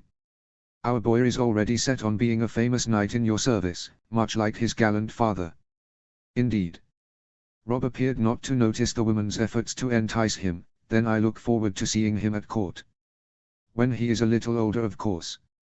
We will find him a noble knight to squire for." He looked over Tana's head. "What say you, Lord Garlan?" "An honor, your grace," Garlan quickly replied with a winning grin. "One is never too young to begin learning." "So be it," Rob replied, smiling kindly at the Moorish woman. "Send your son to Brightwater when he is ready." Margary marveled that, with one stroke, Rob had deflected Tana's sycophantic comments and effected a plan to extricate the son from his mother's clutches. Russell Merryweather would grow up at Brightwater with Garlan and Leonette, ensuring he was protected from his mother's scheming and that he would become a loyal bannerman to the crown. He is becoming good at this. Tana Merryweather stepped down, her face reflecting her dissatisfaction that her son was to be taken from her but powerless to do anything but give her thanks. She should be grateful that she is being allowed to keep her husband's lands. There are many who would desire the lands that came with control of Longtable. Still, Rob wishes to honor the sacrifice of Lord Orton by maintaining the seat for the man's son and heir. Rob cleared his throat. "Many of you here are already aware that Sir Leo Blackbar has been given command of the City Watch. It is a difficult task, what the deaths of many of the city's protectors." The officers of the Gold Cloaks looked pensive at Rob's comments. The watch had been hard hit by over a year of attacks and invasions. Few men still remained since the days of Robert Baratheon, and Jorah Mormont's good work during his tenure as Lord Commander had been washed away by the casualties the group had taken during the recent battle. The horrible truth was that the unit was a mere shadow of its former self. In the face of the officer's gloom, the young wolf gave another quick smile. "To aid the watch in its task I come now to the Knights of the Vale, long and trusted allies of my family, and my father in particular. As in the days of King Robert, we turn now to the nobles of the Vale to protect us and serve the realm as they have done for generations. With the passing of my cousin Robin," Rob said mournfully, "Lordship of the Vale and Uri has passed to Harold Hardine, who I name, in absentia, the Warden and Defender of the Vale." There was a chorus of agreement from the Vale Knights, who seemed to heartily approve of the acknowledgement of a new lord from the family of the beloved Jon Arryn. The king then called Sir Wallace Waynwood forward. Though the youngest of Lady Anya's children, he was the only member of the noble house present in the hall. "Lady Anya is hereby appointed Master of Laws and awarded a seat on the small council. She is invited to take up her post as soon as her presence in the Vale can be spared." The Knights of the Vale clapped loudly at the young wolf's pronouncement. The young knight bowed deeply before retiring down the steps. Rob turned his head. "Lord Royce, come forward." The Lord of Runestone strode towards the throne, his ancient bronze armor shimmering as he climbed the steps to the dais. The man's weathered face was impassive as he regarded the young wolf with cool grey eyes. He went to one knee, his armor thudding into the stone floor with a dull clang. The king looked at him with humor in his eyes. "My father spent many hours in my youth talking of his friendship with Robert Baratheon and growing up among the halls of the Uri. However, he never failed to mention the honor he felt at being the friend of Bronze Yohn." The Lord of Runestone said nothing, though he nodded in remembrance. "There is nothing I can give you that can adequately honor your service, my lord," Rob said gravely. "You commanded the Vale forces at Harrenhal and swept the enemy from our flanks when we fought outside these walls." "You honor me, your grace," Yohn Royce said clearly, "but your father commanded at Harrenhal and the valor of the battle belongs to the men." A cheer answered Royce's words. "Well said, my lord," Rob said as the noise died down. "Though my father tells a different version of Harrenhal and its aftermath. However, I have seen enough to know that the realm needs the strong arm of House Royce to protect it." The king's smile widened. "To that end I name you the Warden of the Crown Lands." The assembly clapped loudly, with a number of the Vale Knights looking in satisfaction at their countryman being honored. Lord Royce, however, remained silent with only a slight bow of the head to acknowledge the king's words. It was the position of Master of War that he craved. Not an administrative position that would keep him near the capital. However, what is a strong arm without a strong sword to wield? Rob asked thoughtfully. "I wish to show my thanks, Lord Yohn, by returning an item to your house, something that was lost long ago and only recently uncovered." At this, Rob beckoned to one side of the dais. A squire, a young lad who looked scared witless at being given such a heady task, walked briskly forward from where he had been waiting in the wings. The boy almost ran towards his king, dropping to one knee and presenting the scabbard of a longsword to his master with jerked movements. Smiling indulgently, Rob jutted his head to Lord Royce, indicating that the squire should offer the hilt of the sword to the man kneeling in front of him. Gingerly the Lord of Runestone reached out and grasped the hilt. At the king's urging, the knight gripped the hilt and drew the sword in one deft motion. The metal shimmered easily in the afternoon light that streamed through the open window in the hall's high ceiling. For the first time since Margaery had met the man, Yohn Royce seemed at a loss for words.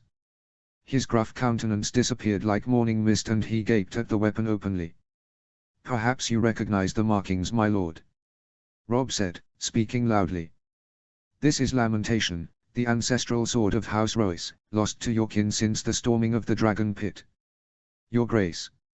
Lord Royce gasped.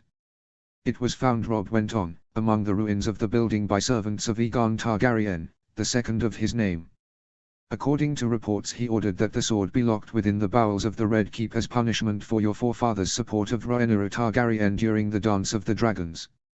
He left orders before his death that it was to be kept from your family in perpetuity." Rob's mouth tightened.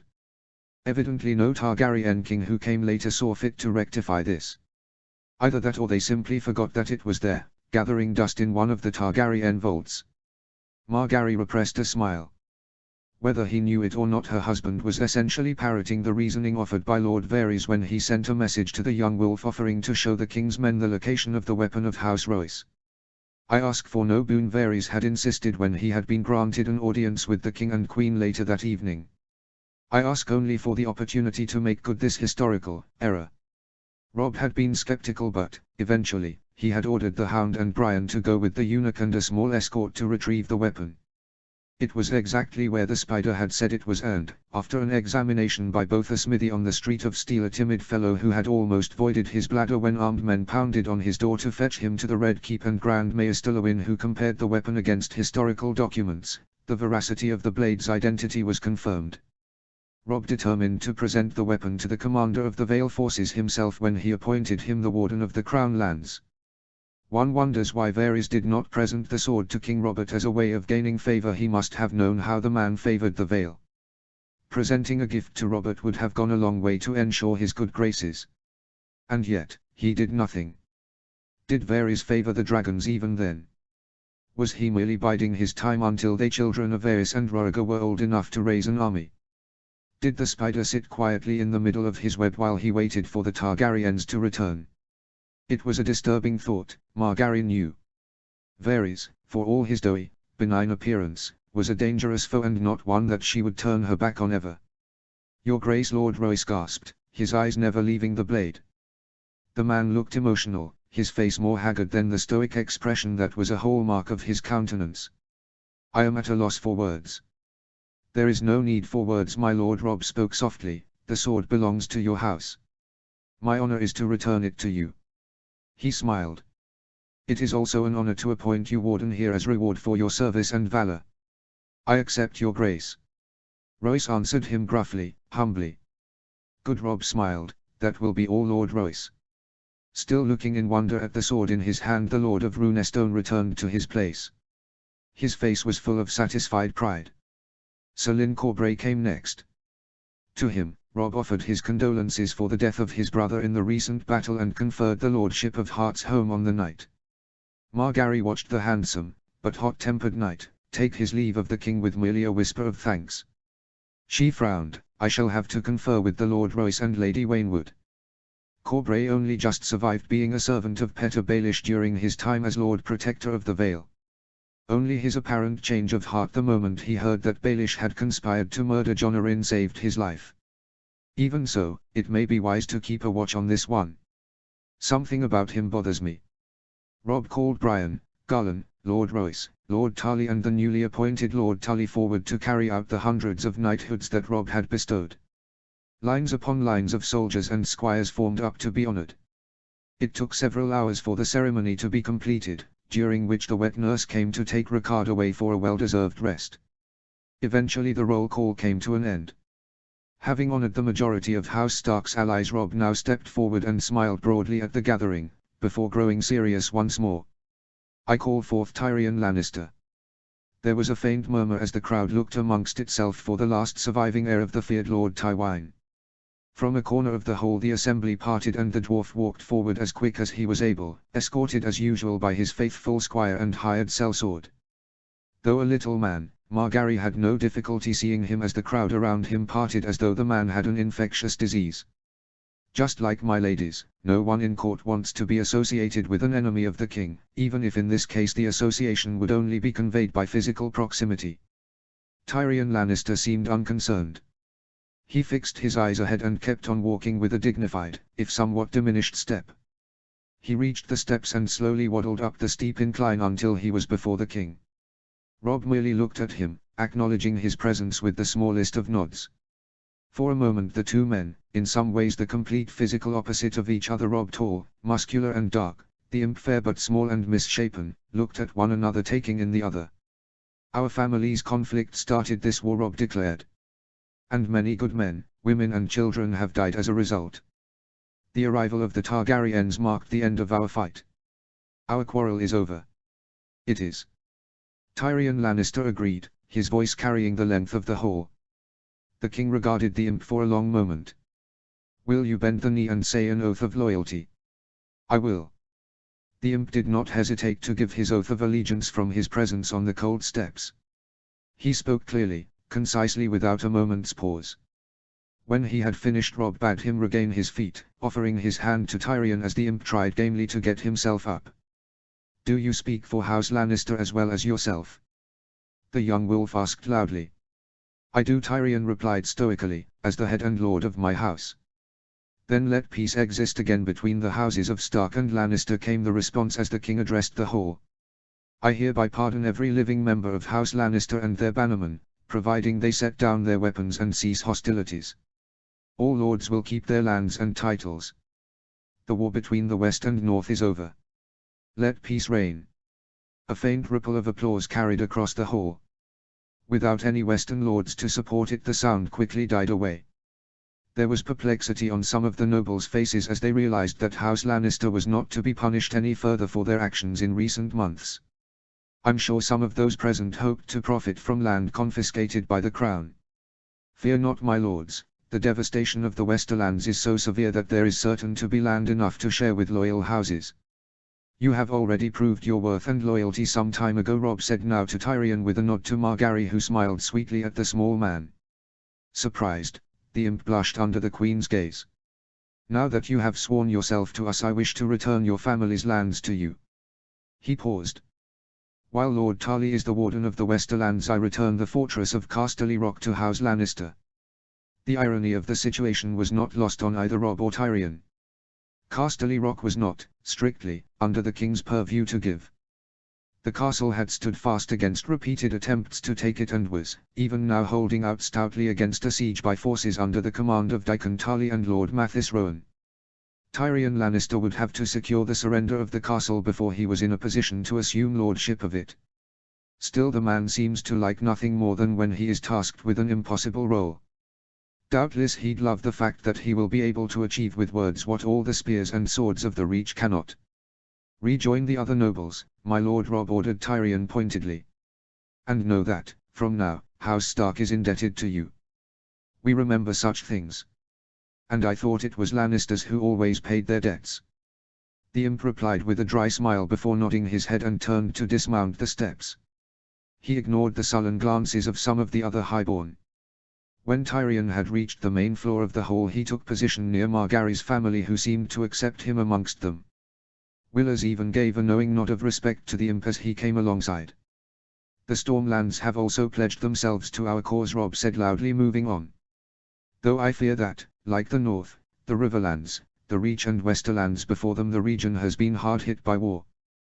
The Queen feared that the king's words hardly did justice to the reports that had already been sent by Sir Baelor Hightower, which spoke of the lack of men and supplies that currently afflicted the former lands of House Baratheon. It had been Stannis who, by all accounts, had stripped the lands completely of food, money and manpower before sailing away for destinations unknown with an army tens of thousands strong, with all the food that the holds of the former royal fleet could carry. Now the lands were empty. Castles stood like desolate mausoleums. The trade roads and fields laid bare with so few of the small folk to tend them. Why did Stannis leave, and what did he need all the wealth and power of the Stormlands to achieve? Margaery decided that she would find out as soon as possible. Leaving Stannis Baratheon unchecked would be a colossal mistake. To aid with the recovery of the region, Robb said, cutting through Margaery's thoughts, I have named Lord Slintarth as the new Warden of the Stormlands. He had already set sail for Storm's End, and he will be aided by Sir Baelor in setting right the land that has been so cruelly neglected. It was a clever idea, and one that Margaery had to admit had nothing to do with her. It had been Catelyn Stark, aided by Brynden Tully and Lord Tarly, who had put forth the name of Lord Selwyn as an interim warden. With the numbers of Stormlords so depleted and House Baratheon all but extinct, Brian's father had seemed like the ideal choice to appoint. He knew the lands and was respected by almost all who knew him. Though the man was old and weary, he had responded enthusiastically to the new challenge presented to him in the winter of his life. Now on to newer friends, Robb said as he turned to look at a certain point of the hall. I call forward Prince Doran Martell. Slowly the Dornish delegation emerged from the crowd. Prince Doran, sitting stiffly in the wooden wheelchair he used to travel, was steered forward by his bodyguard. Alongside the moving chair was the prince's brother Oberyn and his daughter Arianne, who walked side by side with her cousin Tyon. As a family they approached the dais. Margaery marveled at how calm the group looked. Even Tyon, the youngest among them, looked composed and controlled even though they were surrounded by enemies. The cause of their hostility was not hard to understand. Not only did historical enmity play a part, the Reachmen alone had spent centuries fighting over land in the south, and it had been a Tyrell who had been left as steward of Dorne when it had been conquered by a Targaryen king some centuries ago, leaving the Dornish to serve their Tyrell overseer with the same gruesome death they offered all their foes. But it was also the result of the recent battle that had claimed so many lives that stoked people's anger of the group. Still though, there was a grudging respect on the faces of some of the lords surrounding the Martells. The Dornish shield wall, under the commander of the Red Viper, had held firm throughout the battle, despite numerous attempts to breach their defenses. Hundreds of Robb's men had died under the spears, arrows and swords of the Dornish as they charged into the enemy ranks. Even so, despite devastating casualties, the Dornish had held firm, only being forced to withdraw when confronted with overwhelming manpower. Even then the warriors of Dorne seemed to prefer to die rather than give up their position and make the enemy pay in blood for every bit of ground they yielded. If Lord Tarly hadn't outflanked the Golden Company, they may yet have stood against us, or at least made the cost of attacking them so high that victory would have tasted as bitter as defeat. Margaery watched the Dornish approach.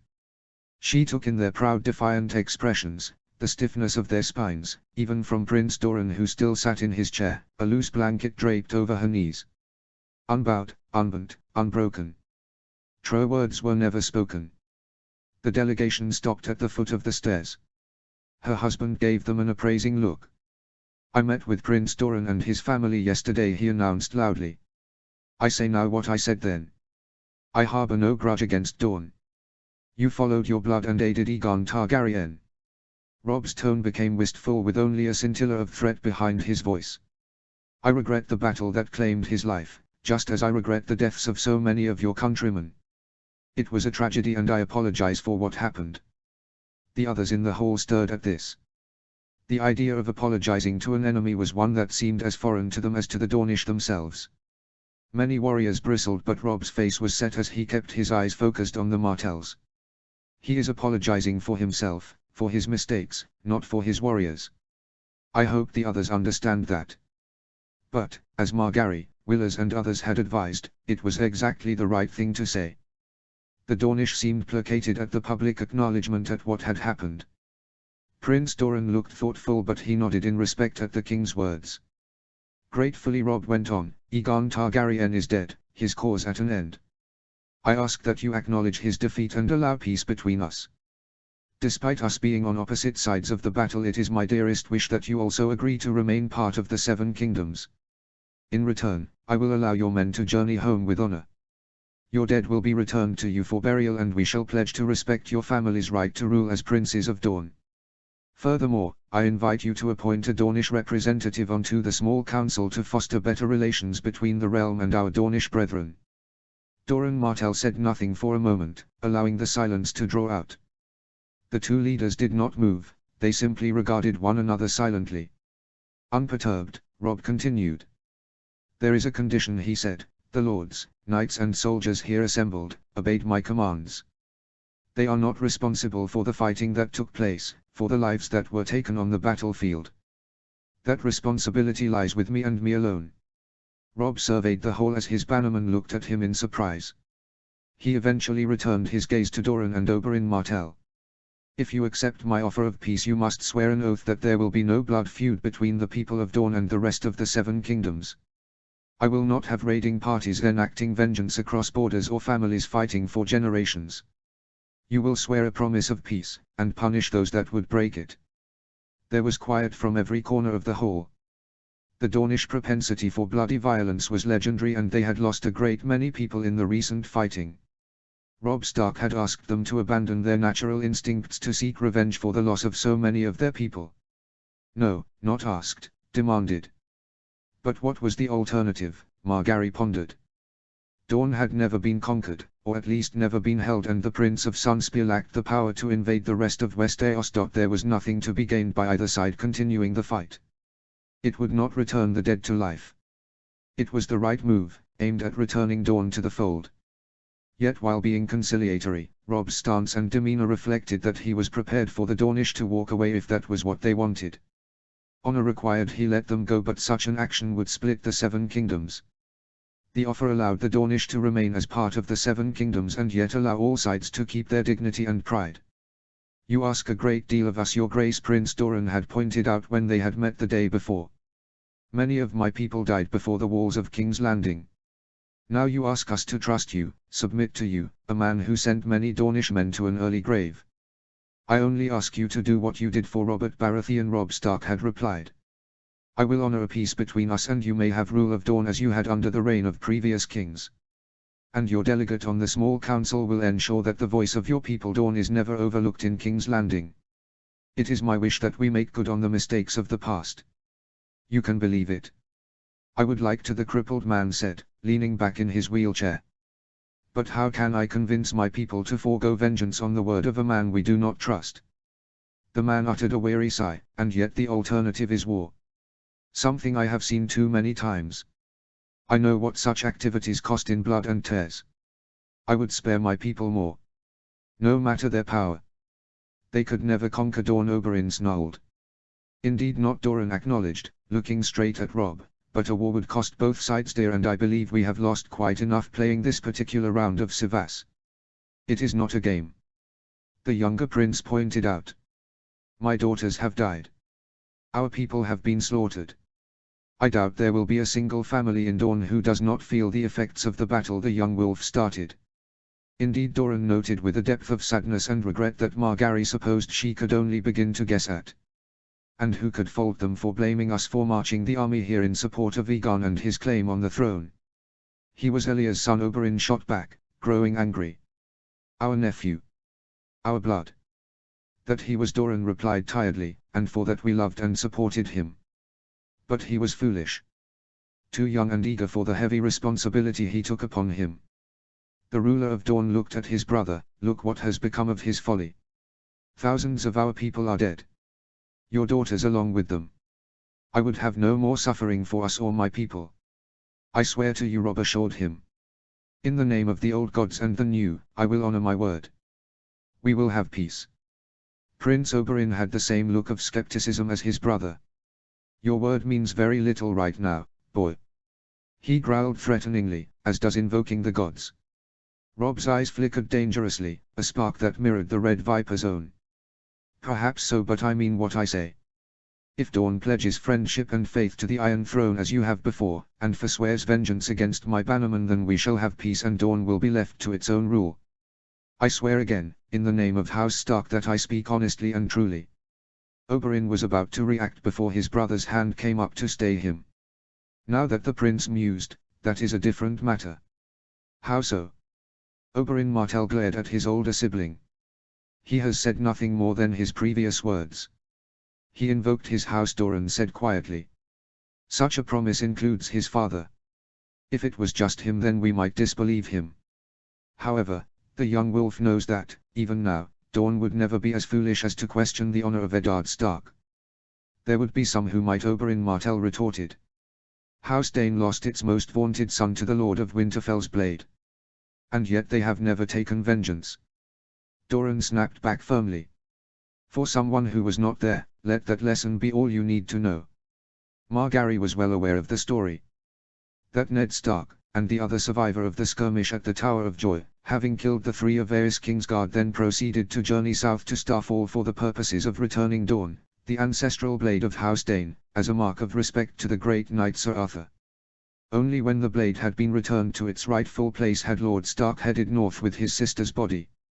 It was an act of chivalry unseen by a Northman in Dorne, Doran muttered, remembering. And one that we would do well to emulate. Oberyn closed his eyes for a moment. The anger seemed to drain out of him. Now, in front of the hall, Doran raised himself until he stood off his chair. There will be no vengeance, Your Grace, no further bloodshed. We will accept the hand of friendship and send a representative to join our fellows on the small council. With that, Doran Martell bowed at the waist. He promptly straightened and sank with dignity back into his chair. At Rob's gesture the Dornish withdrew. There was muted applause that rang hollowly across the hall. People seemed stunned that the Dornish had been seen to submit to the new government. They don't know what to make of this, Margaery thought as she scrutinized the expression of the highborn. All of them seemed puzzled by events. Evidently, they had anticipated the Dornish to be defiant, to stand proud and defy the king. And so they had, except that last part. Robb offered them peace with honor, and Prince Doran had been wise enough to accept. There had been no shaming, no bending of the knee. For the moment the Dornish will remain slightly apart from the 7 kingdoms, friends rather than lord and vassal. Margaery pursed her lips. Though, given time, we can bring them back more fully into the fold. The 7 kingdoms will be one again. Soon. A silence fell on the crowd as the Dornish slowly left the hall. A hushed expectation seemed to settle on the gathering as they looked at the king. Shifting the weight on his feet and squaring his shoulders, Robb called out loudly. I invite Daenerys Targaryen to join us. The ripples of surprise went through the hall like a wave of wildfire. People turned to crane their necks towards the large double doors that admitted guests to the great hall, the very doors that Robb and Margaery had walked through only a few hours before. Now the doors opened once more and, framed in the light of the afternoon sun, stood the Dragon Queen. She wore a plain white dress. A silver 3-headed dragon clasped as her throat, the only ornamentation or affectation of wealth or status. Her hair was loose and flowed down her back in a wave of white gold. It was a breathtaking sight, not so akin to a bride on her wedding day. Margaery caught several lords looking lustfully at the girl as she deftly descended the stairs and glided as if floating through the hall. She looked otherworldly, like a child of the forest or some other fable of legend. She looked remote, untouchable as she went through the hall, the crowd parting before her as if by some unseen command. It was, Margaery reflected, quite the performance. She couldn't have done better herself. And the most annoying aspect of the Targaryen girl's act was that it looked truly effortless. As if the graceful air and detached expression was not theatre but an authentic part of her being. One would be hard-pressed to reconcile the image of this serene girl with the one bellowing about her rights like a spoiled child merely a day before. There was no sign of that creature now. Daenerys continued her lone progress as if thoroughly unconcerned by the fact she was surrounded by enemies, some of whom would gladly see her dead. Margaery was surprised she had entered the hall on her own. In the still open doorway set into the far wall, she could spy all the Queen's surviving retainers, Jorah Mormont, Barristan Selmy, Marwyn the Midge, Lord Varys, even the curious Red Priest standing watchfully as they allowed their queen to go forward on her own. Though by the look of it, such inaction seemed be the cause of great distress to the 2 knights. However, whatever their feelings, the Dragon Girl has the right of it. Margaery concluded. Aside from Sir Barristan, there would be no benefit of having the Targaryen retainers along with her. There were a scant handful of them in the hall outside, and they would be dwarfed by the multitudes of the king's men assembled. A more stark contrast to the enemies arrayed against her would be hard to come by. No, better she stand alone and appear unafraid. Daenerys reached the foot of the steps leading to the throne and stopped as lightly as she had walked. She glanced upwards at Robb, her eyes fixed on the young wolf, but with the occasional tautness of the muscles around her eyes betraying that the girl yearned to feast her eyes on the Iron Throne, the seat of her ancestors. My lady, Robb said respectfully, thank you for joining us. I had little else to do, my lord, Daenerys responded lightly, since you have me confined and under guard. Margaery expected Robb to bite back a response, instead he smiled ruefully. I mean to remedy that here and now, if you prove amenable. His head shifted to regard her, only his wife could detect the tension in his shoulders as he kept his back as straight as a spear. Daenerys opened her arms in a gesture of supplication before she clasped her hand in front of her. It seems I have no choice, she smiled. As I said yesterday, you would appear to have me at a disadvantage. Robb's eyes reflected his annoyance at the game playing of the Queen. My offer is genuine, my lady. I would have your answer to the proposal I put to you when we last met. Margaery cast her mind back to the events in Robb's chambers. You may remain here in Westeros, free of confinement and guards, Robb had declared, provided you accept that House Stark now rules here and throughout the Seven Kingdoms. Daenerys' eyes took on that same obstinate glint that Margaery had seen from Aegon. You would have me surrender my birthright. Your birthright is gone, Robb said with a touch of steel in his voice. It was gone when Robert Baratheon smashed your brother's chest in with his warhammer and Jaime Lannister struck your father down from behind. When the rebels won the sunset on the Targaryen dynasty. He paused briefly. Those are the facts. Granted, you had a chance to reignite the embers of that dying empire, but, with your defeat here and the abandonment of most of your allies, you simply no longer have the power to conquer the Seven Kingdoms. This is fact. Then why not simply kill me and have done with it, Daenerys asked, keeping a tight rein on her temper.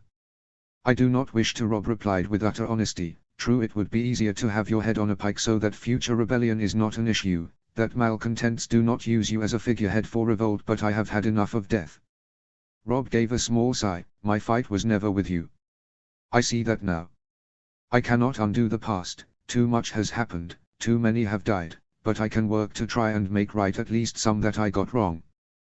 Then return to me my crown, Daenerys retorted, though her eyes indicated she knew the battle was lost. I cannot, Robb told her. My men will never accept it. I cannot lead my men on a campaign to take this city, have them suffer and die, and then merely march them away leaving the same rulers still in charge. I could never order it, and I doubt my men would obey even if I did. Besides, and at this Margaery's husband looked wryly at the Dragon Queen, can you really say you will not look for vengeance regarding Aegon's death and the death of your men? Daenerys' mouth curled in anger. Wouldn't you? If the position was reversed. Of course I would, Robb said with a definite shake of the head, which is why I cannot leave you to your own devices. Well then, it seems the only choices you have is either to execute me, Daenerys opined, imprison me or exile me. You will not be executed, Robb told her with a voice that was as firm as Margaery had ever heard it. Nor will you be imprisoned. You merely defended yourself against an attack. I will not execute someone for defending themselves. Margaery tried hard not to wince. Grandmother was right, blasted Starks and their honor. Can't he see that as long as she is alive others will use her as the focus of plots of rebellion? Yet, Robb had been as intransigent on this point as he had been on the issue of taking the throne. He so wants to make good on his mistake over assuming the Targaryen monarchs tried to assassinate us. Margaery almost shook her head. He doesn't realize it's too late for that. People have died. Once an arrow has been fired, it cannot be recalled to the quiver. So Daenerys eyed the young wolf skeptically, as though not believing that he would not have her killed. It seems the only choice left is exile. There is a fourth option, Robb told her with an earnest face. Stay in Westeros. I cannot give you the Iron Throne, but there is no reason for your house to be destroyed. What do you propose? Daenerys asked curiously, where do you wish to send me? Home, my lady, Robb answered her simply, back to Dragonstone where you yourself were born and your family lived for many years. Now, in front of the hall, Robb Stark waited for Daenerys Targaryen to respond to the offer made to her the day before. The crowd watched with interest as the former queen merely dipped her head in the smallest gesture of a nod. Content, the young wolf motioned to Grand Maester Lewyn, who came to the edge of the dais carrying a scroll. As he unrolled the parchment, the old man cleared his throat. His Grace has directed me to authorize the return of Dragonstone to your house along with rulership of the islands of Driftmark and Sweetport. On the mainland, House Targaryen will also be given control of Cracklaw Point as far west and including the castle of Rook's Rest. In the south the lands of Masses Hook are yours as far as the Wentwater. The Grand Maester ignored the stunned whisperings of the hall. The king has further ordered that your men from Essos are free to go and may join you in maintaining control of your lands. How you maintain the peace of your territory is your own affair, providing that you stay within the laws of the realm. Lewin paused for a moment. From this moment forward you will be known as Daenerys of House Targaryen, Lady of Dragonstone. It was, Margaery reflected, a very generous offer. Instead of vengeance and imprisonment, Robb was allowing Daenerys to keep some of her family's old lands. He could have exiled her, but the girl had no lands to speak of in Essos, and her small army would be hard-pressed to carve out a piece of her old kingdom in Slavers Bay. The old masters had regained their territory and new powers had risen in the Queen's former lands. They would not be easily overcome by a girl with a meager, defeated army and no money. Especially when her dragons are denied her, Margaery knew. Robb had decreed that the creatures would remain in King's Landing for the foreseeable future. Ostensibly they needed to heal from the wounds they suffered at the battle. In truth, the Queen doubted that Robb would ever allow Daenerys to reclaim them. They were fearsome creatures, and the young wolf was not such a fool as to allow a potential enemy to have some weapons of destruction at her disposal. "Is my lady content?" Lewin asked loudly. Margaery almost laughed at the question. Content? How could she be when her ambitions have been thwarted and her reward is a few meager islands and small holdings on the mainland? No, she may pretend now. But she'll bide her time, reconcentrate her power, and then, when the time is right, make a play for her birthright. With a calm, detached expression, the last member of House Targaryen nodded once more. A ripple of stunned surprise went through the audience. Though she had not bent the knee, to the crowd it looked as if the dragon has been humbled by the wolf. An indirect reversal of Aegon and Torrhen hundreds of years ago. Oh, but only in appearances, not in truth. She has not knelt or humbled herself before the king. This is just a play for time while she rebuilds what she has lost. Looking at her husband, Margaery saw something cross Robb's face. He knows it too. She realized with a start. He knows that this is merely the postponement of a fight yet to come. She frowned. Why not kill her now? Execute her and end the threat before it can begin. The truth dawned on her. He can't. Robb's honor would not allow him to simply execute a woman out of hand. But that didn't mean he was blind to her ambitions. He'll let her plot and plan, draw other traitors to her cause, and then strike back against them all. It was a dangerous ploy, but Robb had not achieved what he had thus far by being cautious. Robb Stark and Daenerys Targaryen looked at one another, the same part-false smile on their faces. They were locked in a game, a dangerous contest in which there would only be one survivor. Margaery scrutinized Daenerys' expression. No, this isn't over. Daenerys Targaryen isn't beaten. Not by a long shot. Notes. Apologies for the delay, entirely my fault, things have been a bit crazy at work. I should thank my beater once again. He works incredibly fast considering how busy he is, in some ways much more so than I. I remain most grateful to him. D. Chapter 77, Eddard 8. Chapter text. The commanders of the Stark host sat upon their mounts on a snow-covered rise overlooking the open plain before them. Less than half a league away the stout keep of Last Hearth loomed large. From this distance, the soldiers on top the castle walls were mere black and grey specks against the mass of ice and snow that covered the stone crenulations. Last Hearth looked almost as though it was taken from legend, surrounded as it was by a snowy landscape with only the smoke of the castle fires betraying the inhabitants' presence within as it wafted gently into the sky. It was a serene sight, yet one that stood in complete contrast to the tension that filled every man's heart as they watched the army across the field. Others take me, there must be 20,000 of them. Eddard Stark sat on his warhorse watching the army half a league from his position. Even though they were some distance away, the fine armor and discipline of the opposing side were easy to see. The men's movements were swift and sure, even though their actions were hampered by heavy cloaks that kept them warm and the deep snow drifts that they had to constantly fight to navigate. I had thought to be confronting wildlings, not a disciplined force, Ned considered, cursing his unpreparedness. Bad enough to be facing a force of such numbers, but to find them armored and well ordered is far, far worse. Ned's dark thoughts made him cast his mind back several days. The war council at Winterfell had been a tense affair. The men had considered the war to be over, the fighting done with. The message warning that Last Hearth was being marched on by an enemy force had been unwelcome news to the lords and knights in Ned's host. However, while confusion reigned, there had been no doubt amongst those present regarding who was responsible for the reported advance. It must be the wildlings, Mors Umber reflected dully as he cast an eye over his brother's hastily scribbled letter. We heard word from the Night's Watch that they had been gathering in force north of the wall.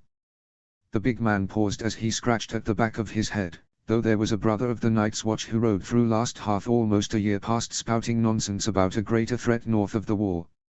He was riding south to take a ship to King's Landing to enlist aid. Umber snorted. He was telling such tall tales we thought he had become unhinged by the cold. Ironroth received similar messages. Gregor Forrester offered with a reassuring nod at Umber, who merely glowered in response. Forrester's face turned somber as he looked at Ned. During our recent visit, Maester Ortengrin informed me that Lord Commander Mormont had sent ravens with messages that the wildlings were gathering their forces. The northerner looked hesitant and then continued grimly, but that was not all. Mormont reported that corpses had risen at Castle Black and attacked his men. There were even some reports of men claiming to have seen the White Walkers.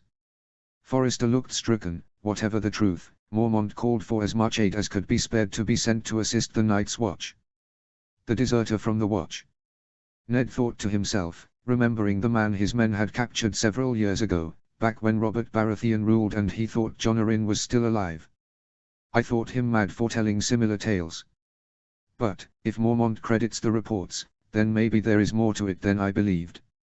Gods, did I execute a man who merely spoke the truth? The dead. Horton Redfort scoffed loudly. White Walkers. I knew the quality of the Night's Watch had diminished in recent years, but to be afraid of children's tales. He looked jokingly at the other Knights of the Vale. Some of the other lords smiled sarcastically along with their colleague, clearly sharing his skepticism. I have known Jeor Mormont for many years, Ned said reproachfully as he took the message from Mors Umber. If he says that the threat is real, then one can be sure that it is. Maybe not of the White Walkers, he added quickly to waylay the disbelief of the Valyman, but of the threats posed by the wildlings. The tales of the dead and White Walkers sound fanciful, unbelievable, but an army of wildlings is something even the Knights of the Vale can understand. They've been fighting the hill tribes in their own lands for centuries. He looked over at Lord Forrester and Mors Umber. How did your houses respond to the Lord Commander's request? For a long moment there was a silence, and then the Lord of Ironroth cleared his throat. I regret that my lady wife is not of the north, my lord, Gregor Forrester said, his face full of apology. She felt much the same as you and gives no credence to tales of the dead or of the White Walkers. He shook his head sadly. She believed that the Lord Commander was exaggerating and took no action. No action. Ned repeated quietly, looking again at the message from Last Hearth before turning his gaze to Mors. What of House Umber? The same, Mors replied gruffly, his anger visible as he clenched his fists tightly to his side. Nothing. The old warrior cast an angry eye at the letter in Ned's hands. Horsens must have had greater numbers than we thought. That's understating the situation. As dilapidated as the Night's Watch is, it would take quite a force to successfully bypass the wall and form up in sufficient numbers to threaten Last Hearth. You received a call for aid from the wall and did nothing? Horton Redfort asked disbelievingly. Nothing. So now we see the real honor of the North. The Lord tutted loudly in derision. The enemies of all civilized people mustering in force, and you sat in your warm keep and ignored the call. Careful, Redfort. Mors warned, angrily. The Great Jon answered the call of Winterfell and took the bulk of our men south with Robb Stark to fight the Lannisters. It left us with scarcely any men. The large man's remaining eye blazed, what with winter closing in besides. Horton raised an eyebrow quizzically. Is that the excuse you offer when charged with neglecting your duty? Our duty is to our people. Umber shot back, practically foaming at the mouth. Even though we lacked numbers, we were preparing a force to march to the wall to aid the Night's Watch. But did the snow prevent you? Horton cut in slyly. With a cry of indignant rage, Mors Umber lurched around the table in an attempt to seize the much smaller Valyman. In a trice Lord Forrester had placed himself in front of the towering Northman. Easy, my friend. I'm sure Lord Redfort meant no offense. It was clear that Lord Forrester was alone in believing his assertion. Disbelief and anger shone in the eyes of the large Umber warrior. He looked as if he were about to brush Lord Gregor aside, but he paused with his chest heaving with rage. Silent as a shadow, Ned saw Howland Reed move from his place at the table and position himself behind the much taller Northman. Ned spied a cord in the Cranogman's hand and knew that, should Moores refuse to be deterred, Howland would have his weapon around the man's neck in an instant, cutting off his victim's air supply and subduing him non-fatally. Though such efforts required a man to be extremely skilled in his craft, the Lord of Winterfell had seen Howland Reed do it before and knew how effective his bannerman could be. However, Reed's particular skills were not needed. Seeing the man's hesitation when faced with the prospect of attacking Gregor Forrester, Ned acted, "Peace, my lord." He barked sternly at Moores Umber, almost as one would to a dog. Lord Redfort spoke rashly. "No one here would accuse House Umber of shirking its duty." Ned quickly fixed Horton Redfort with an icy stare. The man shrank back before looking determinedly away as if the matter no longer interested him. "The man is fast becoming an unconscionable irritant. I'd send him back to the Vale if I was sure I didn't need House Redfort's support in countering the threat in the north." He turned his head a fraction. The hulking Umber had given no further sign that he had heard. Moores. Finally the large man wrenched his gaze from the retreating Valuman and looked once more upon his liege lord. His eyes continued to smolder, his fists remained clenched.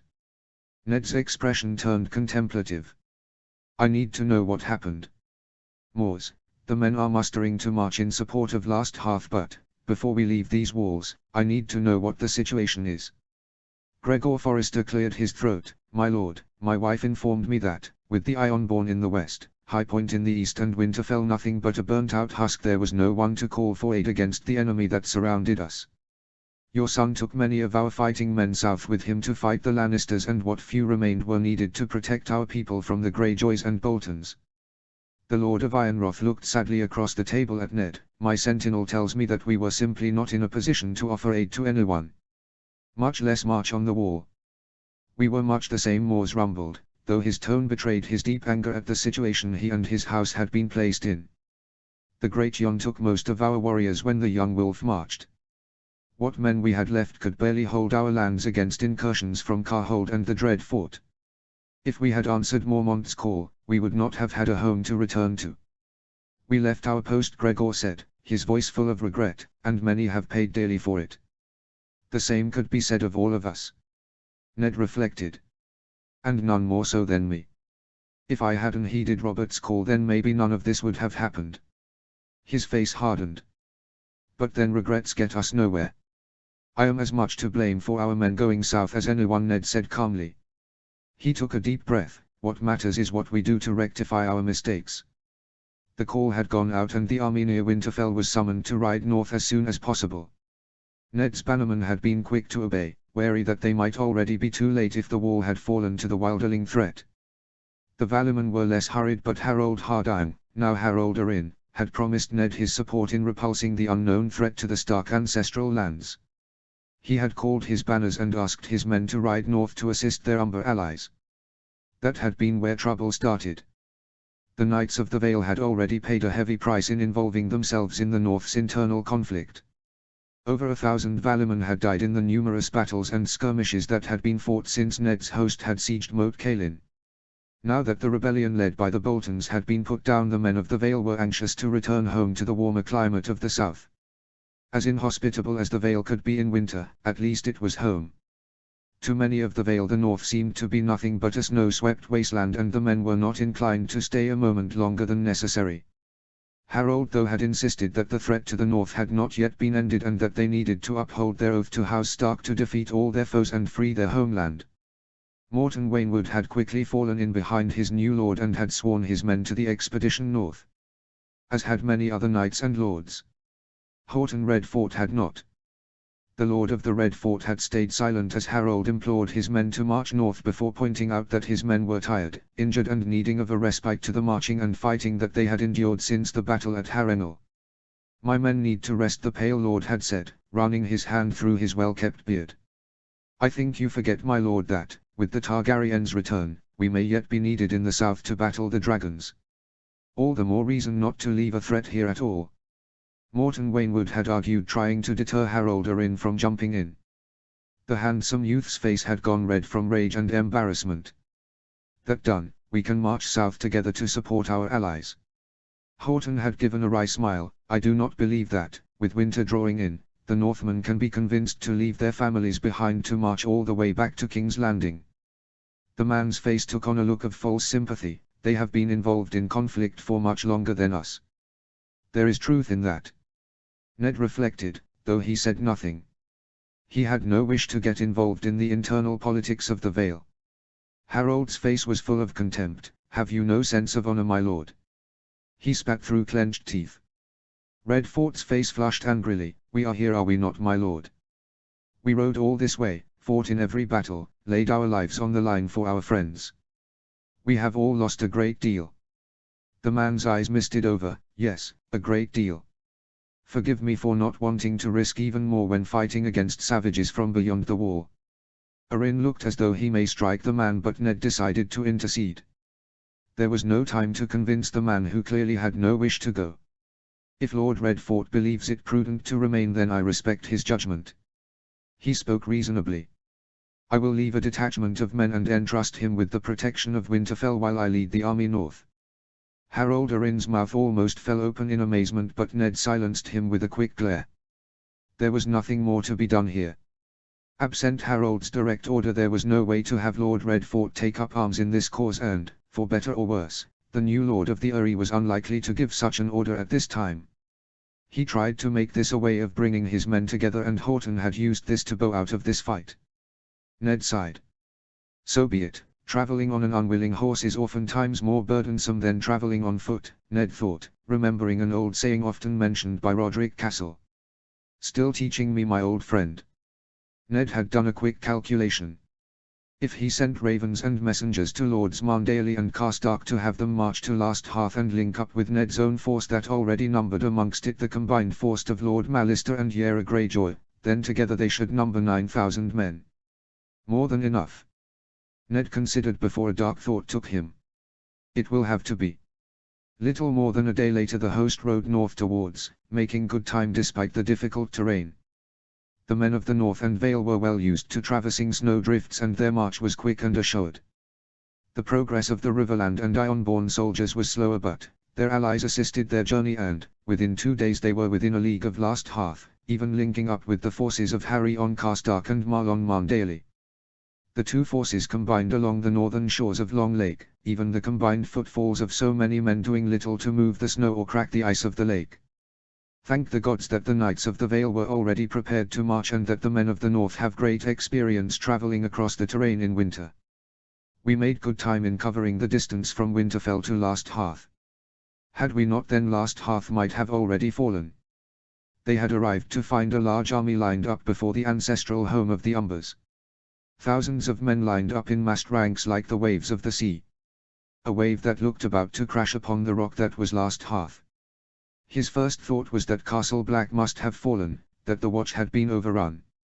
There was no other conceivable way that an army of such magnitude had made it through unless they had destroyed the Night's Watch. John. A spark of despair and hatred took him then. I should have refused Robert's call to become Hand. Instead I should have called the banners and destroyed Mance Rayder when I had the chance. As the host's scouts encountered Ned's forces, the army swung back and allowed the northern army to enter the plains around Last Hearth unimpeded. The action gave the scouts the opportunity to ride all the way to the gates of Last Hearth itself. The gates opened and Ned's envoys gained entry. Ned spared no more time looking at the keep. Instead he turned all his attention to the army opposing them. He was astounded to find that the opposing force was fully armored and disciplined. He had assumed that whoever was attacking the Umbers was either a wilderling force that had somehow made it through. This was something else. What, by the gods, is going on here? What force in West Eos could field as many men, and why the hell are they up here at? There's no tactical advantage to being here. The questions kept coming to him as he sat astride his horse at the head of his host surveying the enemy. He got his answers a short time later. A delegation from Last Hearth rode quickly to the rise where Ned was stationed. Hother Umber, known as Horisban, cantered across the field to join Ned and his subordinates. "It's Stannis Baratheon!" Hodder exclaimed as he brought his horse to a stop. Ned's head lurched towards the man. "Stannis?" he repeated in disbelief. Hodder bowed his head in affirmation. "Yes. He sailed up the coast from Storm's End with all the power of the Stormlands. He must have 20,000 men with him." The old man gave a knowing look through his cold old eyes, including the mountain clansmen. A ripple of disbelief went through Ned retainers, though he himself wasn't sure whether their reaction was due to the number facing them or the fact that the Stannis had somehow co-opted the mountain clansmen to his cause. That was the source of his own personal disquiet. "What does he want?" Ned asked. "I assume you were negotiating before an attack." "It was a negotiation of a sort, my lord," Hodder replied, "but not of the kind you might think." Ned's eyes narrowed. "Explain." "Lord Stannis had no interest in attacking us," Hodder said. "He wants us to bend the knee and join his cause." Ned thought he saw where this was going, but he was obliged to ask. "His cause? If I can be bold, I fear that King Robert's brother has gone quite mad." Horisban snarled. "He believes he can still win the Iron Throne. He's styling himself the King of the Seven Kingdoms." Ned heard some of the lords behind him stifle their incredulity, but Ned was not surprised. The man is nothing if not constant. Just before his host fell back, Lord Stannis said he would want to meet with the leader of this army to discuss certain matters. Ned thought this over. He nodded. "Send a rider to Lord Stannis. I will meet him at his convenience." Hodder turned to one of his men, jutting his head in a silent command. The rider turned and galloped across the field towards the opposing host. "We're outnumbered 2-1, Harold said contemplatively. His words were spoken without fear, but with acknowledgement that their situation was as far from desirable as one would wish it to be. "It's worse than you know," Ned noted dryly. "Had we been facing a wilderling army, I would not have been unduly concerned. They lack discipline and are more a union of distinct tribes forged into an unruly mob than a proper fighting force. That is not to discount their bravery or fighting prowess one-on-one, but as an army they are at a distinct disadvantage against the forces south of." He nodded his head at the silent columns ahead of them. This is something else. If we face the might of the Stormlands, then better, more hardened warriors, you'd be hard-pressed to find. Not only that, they are commanded by perhaps the finest battle commander in the realm." Harold Arryn looked in disbelief around him. While his fellow Vale Knights seemed to agree with their lord's incredulity, neither Gregor Forrester, Haryon Karstark nor Jason Mallister looked as though they disagreed with the Lord of Winterfell. The Umber Lords did not seem interested in the conversation, merely staring ahead at the potential foe. Howland Reed, as usual, said nothing, from his place. "He broke the Iron Fleet at Fair Alyera," Greyjoy stated blankly from the back of the Lord's retinue. "He sent my uncles Victorian and Euron scurrying back to Pike with their tails between their legs." For a long moment no one spoke, as though they were surprised the daughter of Balon Greyjoy had spoken. "Quite a feat," Mallister opined, "beating the Ironborn on water." There was a mutter of agreement. Yara nodded quietly, her face set. She seemed proud that the ability of her people on the waves was being acknowledged and respected by her new companions. "Do you really think he'd fight us?" Harold protested. "House Baratheon has always been a friend to us." "Gods be good." Robert was raised in the halls of the Eyrie. Lord Stark relieved Storm's End from the Tyrell siege. "You'd think that would count for something." "Expect no gratitude on that score," Ned told him. "As I remember, Stannis Baratheon was less than pleased with the fact that the war was over by the time I arrived. Not only that, but I gave Mace Tyrell the opportunity to bend the knee rather than execute him out of hand." Lord Stannis was unimpressed with that mercy. "I'm sure you were just following King Robert's command," Harold offered. "I was," Ned allowed, "though I fear with Stannis that made little difference. If anything, it made things worse." He surveyed the columns. "The question is, why Stannis has traveled all this way to seek refuge at the wall." "It must be for safety," Gregor responded. He sat high in his saddle, his fur pelt covering his broad shoulders. He was soundly defeated when he tried to take King's Landing. He lost many men trying to take the city. He was not as defeated as he might otherwise have been. Ned said ruefully, "Reports from the south indicate that Lord Tyrell's host was shattered by the Baratheon force several moons past.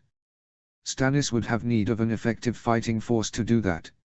Not necessarily, Tyrell was always too proud for his own good, Harry on Karstark commented, the silver clasp, shaped into the white sun of his house, gathering his cloak by his throat. What did that fool ever know about war? He must have felt Stannis weakened, Lord Forrester observed, looking somewhat pensively ahead of him. He had just taken a battering at King's Landing. Even so, Mallister spoke up, weakened or not, even a child in its cradle would have better sense than to attack Stannis Baratheon, especially in his homeland. Perhaps it was revenge, Morton Waynwood suggested, unfinished business from being denied Storm's End during the war against the Mad King.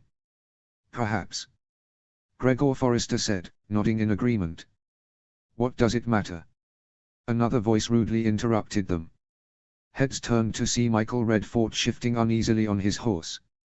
What matters is that they are here, now. The warriors looked at the young Vale Knight who sat proudly upon his skittish horse. The youth seemed embarrassed by his outburst, but defiantly raised his head at the others as if bracing himself to brazen out their expected response. Patience, Sir Gregor said, companionably, just a bit of banter to bide the time before the enemy arrives. Michael looked abashed, seemingly taking Lord Forrester's words as a rebuke. He looked awkwardly at Harold Arryn, who gave him an encouraging smile as if to say they were all friends here. The youngster blanched. He looked between Ned and Harold, his commander and his liege lord. Something seemed to be bothering the youth. After a moment of weighing matters up, he started to speak. You must forgive my father for opting not to come, my lords. He has taken the deaths of my brother John very hard. Ah, so that was what was bothering him so. Family honor. This war has taken many from us, Harry on spat angrily. Still, some of us remember our duty. I did not mean to offend anyone, Redfort spluttered indignantly with all the passion of youth. Though his temper had been pushed to breaking point at Karstark words. No one likes the implications that one's family are cowards. Ned looked behind him. We were not aware that such an army awaited us, otherwise Lord Harold would not have given the option to his bannermen. He fixed Harry on with a wary eye before he turned his face towards Michael Redfort. The youngster volunteering for the mission had been a welcome surprise to the other lords, though his father had been beside himself. Ned looked appreciatively at the young warrior. Your father's reasons for not being here are his own. However, I am glad that you are here regardless.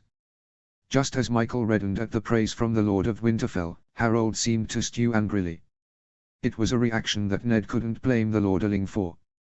The new lord's choice to his bannermen of staying at Winterfell or riding north to face the situation at Last Hearth still rankled. Dismissing the Lord of Ury's irritation, Ned regarded Hodder Umber. Across the field the Umber envoy arrived at Stannis's lines.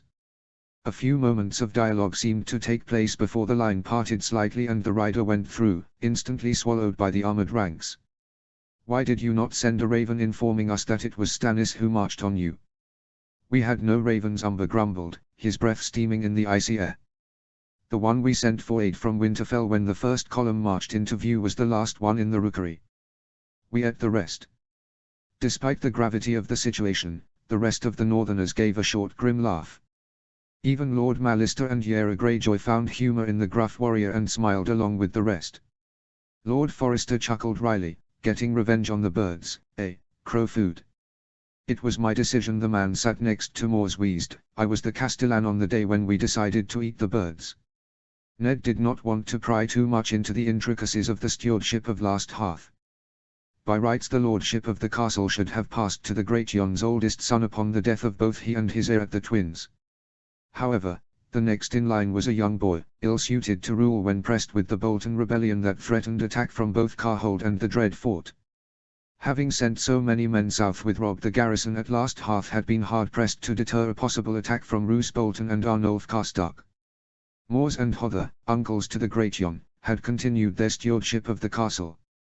Mors, as the elder, should have been in charge, but, for some reason the brothers had decided to continue their joint rule until the threat of the rebels had abated and the rightful heir of Last Hearth was old enough to rule on his own. Many of the group were astounded by the brothers' compromise. Ned suspected that it was because neither brother would allow the other to rule on their own and, instead, had adopted an arrangement that, for better or worse, seemed to work for their house. You ate the ravens? Harold repeated, looked perturbed. No doubt he feels eating the birds is the sign of uncivilized behavior, hardly fitting for a lord of a noble house. Fuckers weren't going anywhere. Hotar Umber mused quietly. Any bird sent south got shot down by archers from either Carhold or the Dread Fort. The wrinkled Northman hawked and spat, same in the west thanks to those bastards at High Point. We'd asked for 8 moons ago and got nothing in response. The man pulled his cloak around him. If they were useless as messengers then might as well use them for food. But what of the birds that arrived, from and other places? Harold asked. At them too, Hotar relied bluntly. We were under siege, boy. If people want to send us food then who are we to say no to them? The group was silenced by the logic. For a long moment they all seemed to quietly contemplate the situation they were in. Feeling the need to break the tension, Ned cast an eye directly behind him. Talkative today, aren't we, Howland? The Cranogman merely grunted in reply. The group chuckled in spite of itself. Objective achieved, and with a wry smile, Ned turned to look once more at the fields ahead of them.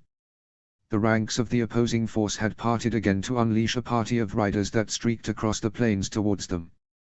Well, my friends, we shall find out Stannis' intentions soon enough. Ned turned to a rider who was waiting at the rear of his own group. Tell the commanders that everyone is to remain where they are unless ordered otherwise.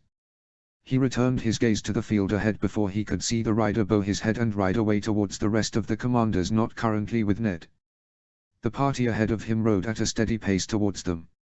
As they loomed closer, Ned spied that there were distinct groups within the wider party. Some were clearly southern lords, their arrogance plain as day as they rode high in the saddle, their confident expressions becoming clearer with every passing moment. To one side were several mountain clansmen that rode larger yet less refined mounts, more useful to navigating high cliff passes than the graceful plains of the Stormlands. They wore animal skins savagely cut from beasts, animals that they themselves had hunted and eaten. Hodder was right. Stannis has the clansmen. What could he have done to secure their presence in his host? At their head rode Stannis Baratheon. The younger brother of King Robert sat solidly in the saddle as he urged his horse forward. He wore simple yet refined armor with a flaming heart banner on his chest. Maybe Brian was right. Stannis seems to have become a covert of the Lord of Light. Ned's eyes flicked left and right and he was relieved to see no sign of the Red Priestess that Catelyn had said accompanied him at Grassy Vale. Well, that was something at least. The day has taken an uncertain turn as it is. I don't need to have to deal with a religious zealot as well. Stannis' party stopped a short way from Ned's own. For a long moment the two groups scrutinized each other. Ned examined the brother of his dearest friend. He was dismayed how haggard the younger Baratheon looked, how drained and gaunt. I am relieved to find you alive and liberated from Lannister captivity, Lord Stark.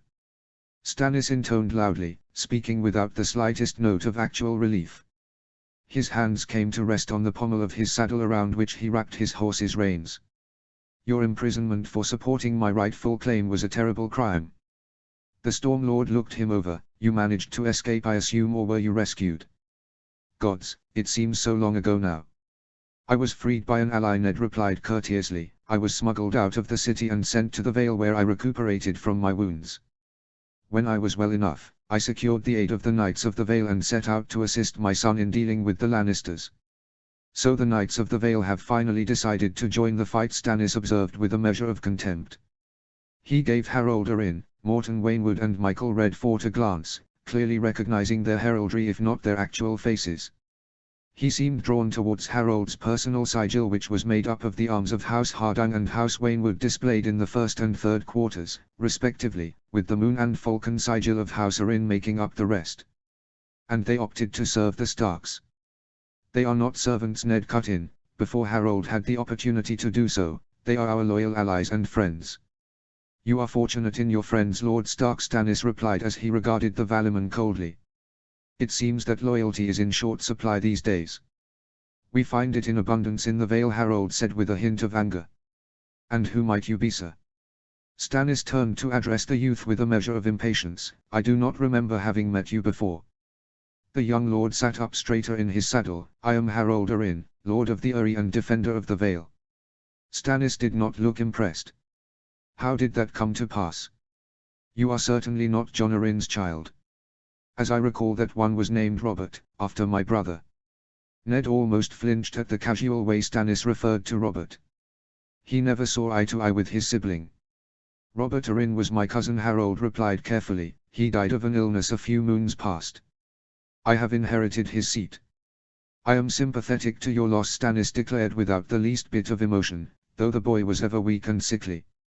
Stannis's words, while true, caused a feeling of discontent amongst the Knights of the Vale. There was a slew of mutterings that Harold felt compelled to silence with a glare before returning his head to the front. That may be so, but he was still Jon Arryn's son. Perhaps, Stannis mused, though I oft thought it curious that so noble a man could give life to such a fey creature. He abruptly shook his head. So that is how it is, Stannis mused as he looked at Ned. A noble house is ended and you find a bastard child to fill the role. Careful! Harold cried, his face flushed red. I am no bastard. My claim is true and supported by my fellow lords. If the lords of Westeros supported the notion that summer would last forever, it does not make it any the less foolish, Stannis snapped bitterly. Ned understood things in a flash. Stannis had called for the lords of Westeros to support his claim against the Lannisters. Few, too few, had raised their swords in his cause. It was clearly a sore that continued to fester. I had not thought to find you here, Ned interrupted before more clipped words could be said. As I recall, you have never visited the north before now. Quite so, Stannis' expression remained neutral, though I find it just as full of cowards and traitors as the rest of the realm. Is that why you marched on Last Hearth? Ned asked, his eyes narrowing, to root out traitors. I had no intention of attacking Last Hearth, Stannis said. Their opposition to the traitor Roose Bolton and the rest of his misbegotten rabble is well known. You expect us to believe that? Mors Umber rumbled ominously. Stannis's face was cold, though now there was another flicker of impatience. You think me foolish enough to advance on a castle without siege equipment? We had had no information for weeks. This was merely reconnaissance in force. Some of Ned's men bristled at the other man's tone. The Lord of Winterfell affected not to notice. 20,000 men is quite a show, my lord. Stannis eyed him sardonically. It is cold at the wall. Men must be kept active. Ned allowed his mouth to form a slight smile. Well, that I can understand, my lord. King. The knight sat immediately to the right of Stannis exclaimed loudly. He wore the emblem of House Florent on his cloak, though part of the fox's head was obscured by snow that had fallen on the man as he rode south. His hard face was red from anger despite the cool temperature, and yet it was his overlarge ears that drew Ned's attention. You are before the King of Westeros, my lord. You would be wise to address him as such. Stannis waved his man to silence. He returned his attention to Ned. I've heard disturbing rumors since I left the south, Lord Stark. I hear from traders journeying up to Eastwatch that your son fought a battle against the Lannisters. That he actually defeated Lord Tywine and then proceeded on to the liberation of King's Landing, where he intended to set himself up as Lord of the Seven Kingdoms. The Baratheon lord's face was tight. However, the worst news is the latest, that the Targaryens have returned and took the city ahead of your son. Well, it seems that the information peddled by merchants is more reliable than that of ravens. Ned took a deep breath. The Targaryens have indeed returned. A ripple went through the ranks of Stannis's men. Their master, however, was silent, ignoring those around him as he mulled this over. Robb did indeed lead his host to the capital. Unfortunately, the Targaryens got there first and deposed Joffrey and his mother. What force do they have? A man asked from behind Stannis. His voice was common, uncultured. His face was weathered and sun-beaten as if he had spent a life at sea. Ned was certain he knew the man but was unable to immediately place him. They have a host of sellswords and Dothraki, and an army of Unsullied. Ned paused, and 3 dragons, of course. God save us, the common man muttered. If that is true, Stannis said with a touch of irritability, if the Targaryens have returned. If an army of savages and mercenaries have control of King's Landing. What does your son intend to do about it? My son is attempting to resolve the issue, Ned said carefully. Come now, my lord, the Florent knight scoffed. Why bandy words? Can you not bring yourself to speak the truth? We hear that your son has started to treat with the dragons, will maybe even marry the Targaryen bitch. My son is already married, Ned bit out, knowing immediately that he had been lured into a trap. Yes, indeed, Stannis Baratheon said with a tight expression, to Margaery Tyrell if the rumors are true. They are, Ned said evenly. There was no point in denying it. That scheming trollop. The Florent snarled. The Tyrells are always ready to spread their legs in order to get power, especially if they have no right to it. A feeling of cool detachment took a hold of Eddard Stark. Have a care, sir. His voice was low, calm but deadly. You speak of my good daughter and the mother of my grandson. Talk ill of her again and you and I will cross swords. The man reddened yet further in outrage. You dare threaten? Silence, Stannis declared, looking at Ned Stark with an appraising eye. Even my brother was wise enough not to provoke a Stark. The knight flushed at the rebuke. But your grace. I said silence. Stannis rebuked the man with a cold look. If Lord Stark strikes you down, an act of which I assure you he is more than capable, then I must begin the fight here and now. I have no desire for good fighting men to die because you could not hold your tongue. The Florent man went even redder in the face. He hunkered down on his horse and glowered at Ned and his retinue. But Sir Axel has a point, Stannis went on as if nothing had happened. If rumors are true, your son has been hailed king in the north by his bannermen in the north and Riverlands. He has. Ned confirmed, the words heavy on his soul. The Baratheon's eyes twitched dangerously. It was an act Ned had seen many times growing up with Robert in the Vale. It oft foreshadowed imminent violence, at least in Robert's case. Ned prayed that Stannis was more cautious. And furthermore that the Reach supports his rebellion. My son rebelled against Joffrey and House Lannister, Ned ventured. After the revelation that none of Robert's children were actually his. A revelation only brought to your attention by my investigation with Jon Arryn, Stannis interrupted with muted fury. My brother was cuckolded by his wife, who then proceeded to murder him, lest the extent of her crimes be uncovered. The outrage of the man at the heinous nature of Cersei Lannister's crimes was palpable. Ned was tempted to refute the other man's claims, but it seemed pointless to do so. True, Robert had been killed by a boar, but it has been a Lannister conspiracy that had seen his old friend plied with strong wine and goaded into hunting such a strong and savage beast. Either way the effect was the same. Robert had died. An ignoble end to what should have been a golden reign. The grief was still fresh. Robert was my best friend, and now I must placate his brother. Lest the snows run red with blood. As I say, the knowledge that your brother was betrayed by Cersei, who then usurped power, was the reason my son rebelled against the Iron Throne. He may have started with noble intentions, Stannis declared angrily. The death of my brother, your own imprisonment by Cersei, and the slaughter of your household was beneath contempt. However, he allowed himself to be hailed king. A position that he has no right to. My son was initially hailed king in the north by our house's bannerman, Ned retorted coldly. His heritage of House Stark allows him that position. Even if the title was set aside long ago. While you are still alive. Stannis hissed in disbelief. I think not. Mine own daughter cannot become queen while I yet live. To be a king you need a kingdom, Harry on Karstark muttered in irritation at what he took to be the other man's arrogance. I am the true king of Westeros, Stannis rumbled, his voice hard and unyielding. By all the laws of gods and men. That remains true even if you unite all of Westeros against me. Ned was baffled. Unite. Stannis indicated behind Ned's shoulder. I never thought I would see the day when a Stark of Winterfell aligns with a Greyjoy. He said, eyeing Yara as he might a rat who had intruded at a feast hall. Yara is one of my bannermen, a sworn sword in my service, Ned informed the knights before him, though he could just as well have been speaking to his own men behind him. She and her men now serve House Stark. He did not need to look to know that Yara must have been frowning at this. The idea of serving anyone would be a strange and difficult one for a Greyjoy to accept. Her people have caused untold harm to the north, the knight with the odd-shaped ears stated, the one Stannis had called Sir Axel. And now you have her serving you. The knight mouth twisted into a leer. No prizes for guessing what services she provides. First you insulted my good daughter, Sir Ned commented with a stony glance at the knight. Then you insult one of my sworn swords. Do so a third time and it will be the last thing you ever do. Ned let the threat settle. He felt oddly detached. You will apologize to the lady. That isn't a lady, one of the other knights accompanying Stannis began. I warn you as well, Sir Ned remarked coldly before swinging his head back to the Florent knight. You will apologize to the lady. I will not, the knight said indignantly. Then we have nothing further to discuss. Ned whipped his reins and began to pull his horse about. Just as he was about to spur his horse back towards Last Hearth, a voice called out, "Hold!" Ned pretended not to hear as he moved his horse forward. He motioned for his men to do likewise.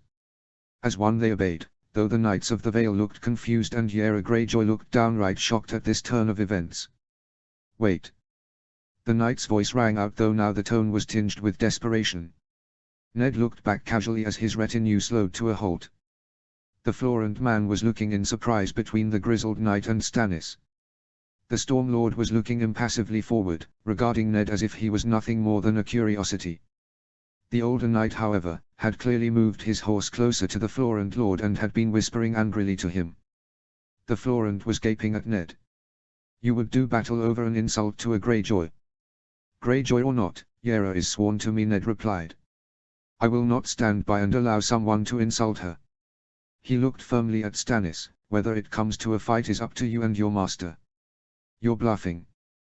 The other knight who had insulted Yara scoffed. "You would fight your lawful king over an insult to a—" "I would," Ned replied. "This is foolishness," the grizzled knight implored them from behind Stannis. "The Baratheons and Starks have been allies for years. Do not allow that to be thrown away over a slight. A few ill-judged words from a fool." The Florent knight looked angrily at his colleague but kept quiet. "Try me," Ned said firmly. All emotion gone from his expression.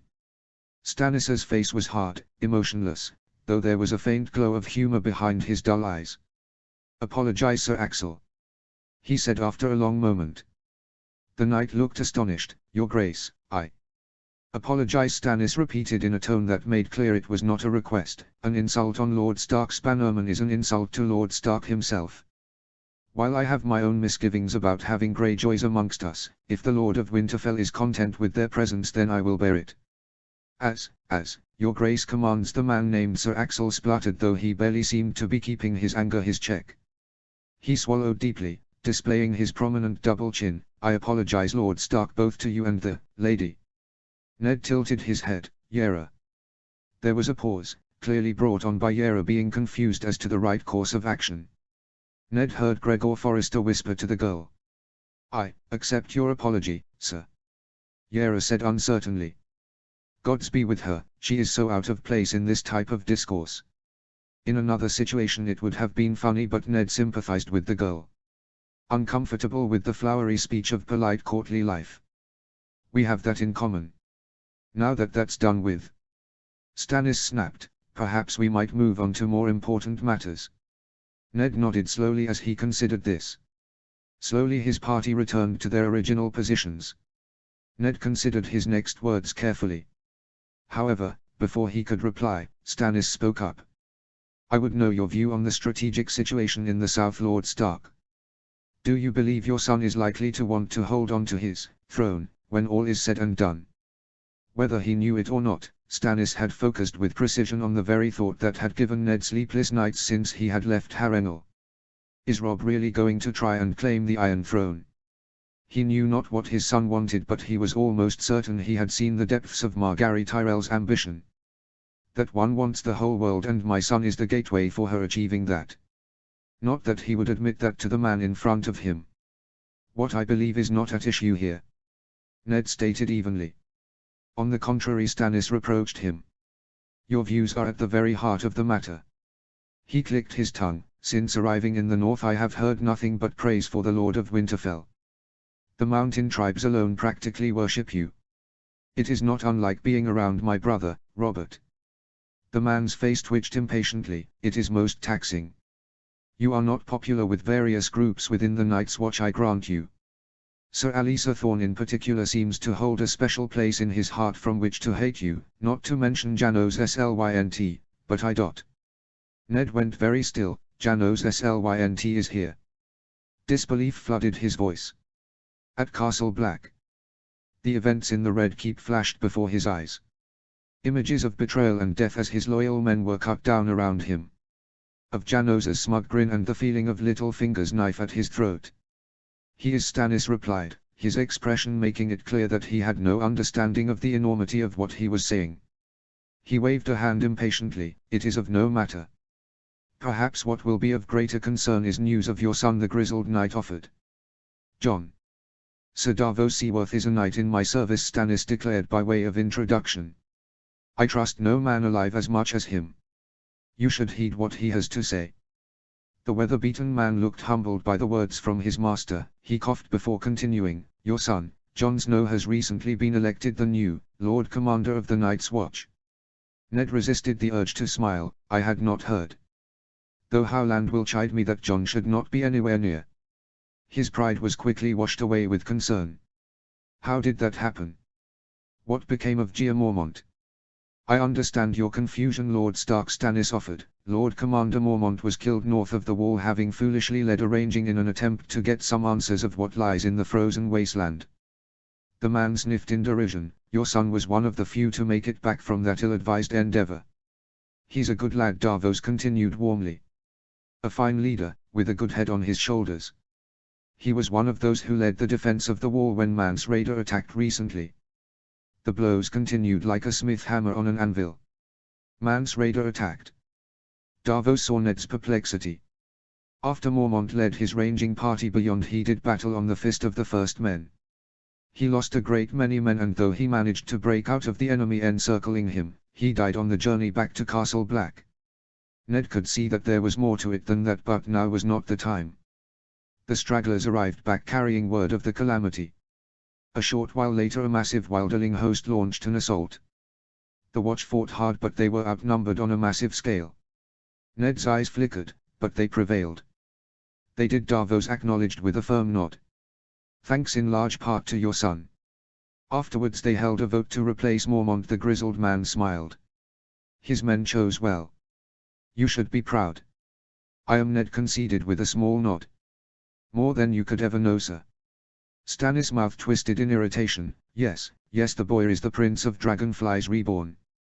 It is irrelevant to this discussion. Ned's blood ran cold at Stannis' words. Surely the invocation of the famed Targaryen knight was a coincidence. He can't know the truth. But then the sky seemed to shift. Stannis almost seems aggrieved. It became clear. The Night's Watch had not won the encounter unaided. It was clear to Ned that the Baratheon army had arrived at just in time to prevent it from being overwhelmed. And once more, he feels denied the credit. Thankfully Davos spoke up, clearing his throat and casting his eyes downwards. Your pardon, your grace. Stannis paid him no heed as he edged his horse forward slightly. The two leaders' mounts were almost nose to nose now. Robert's brother looked at him. I am surprised to find you supporting your son's treasonous claim, Lord Stark. Stannis eyed him distastefully. Up until now you had a reputation for honor. What I think his grace means to say, Sir Davos cut in, a look of alarm on his weathered face, was that you were known to be a supporter of King Stannis's claim.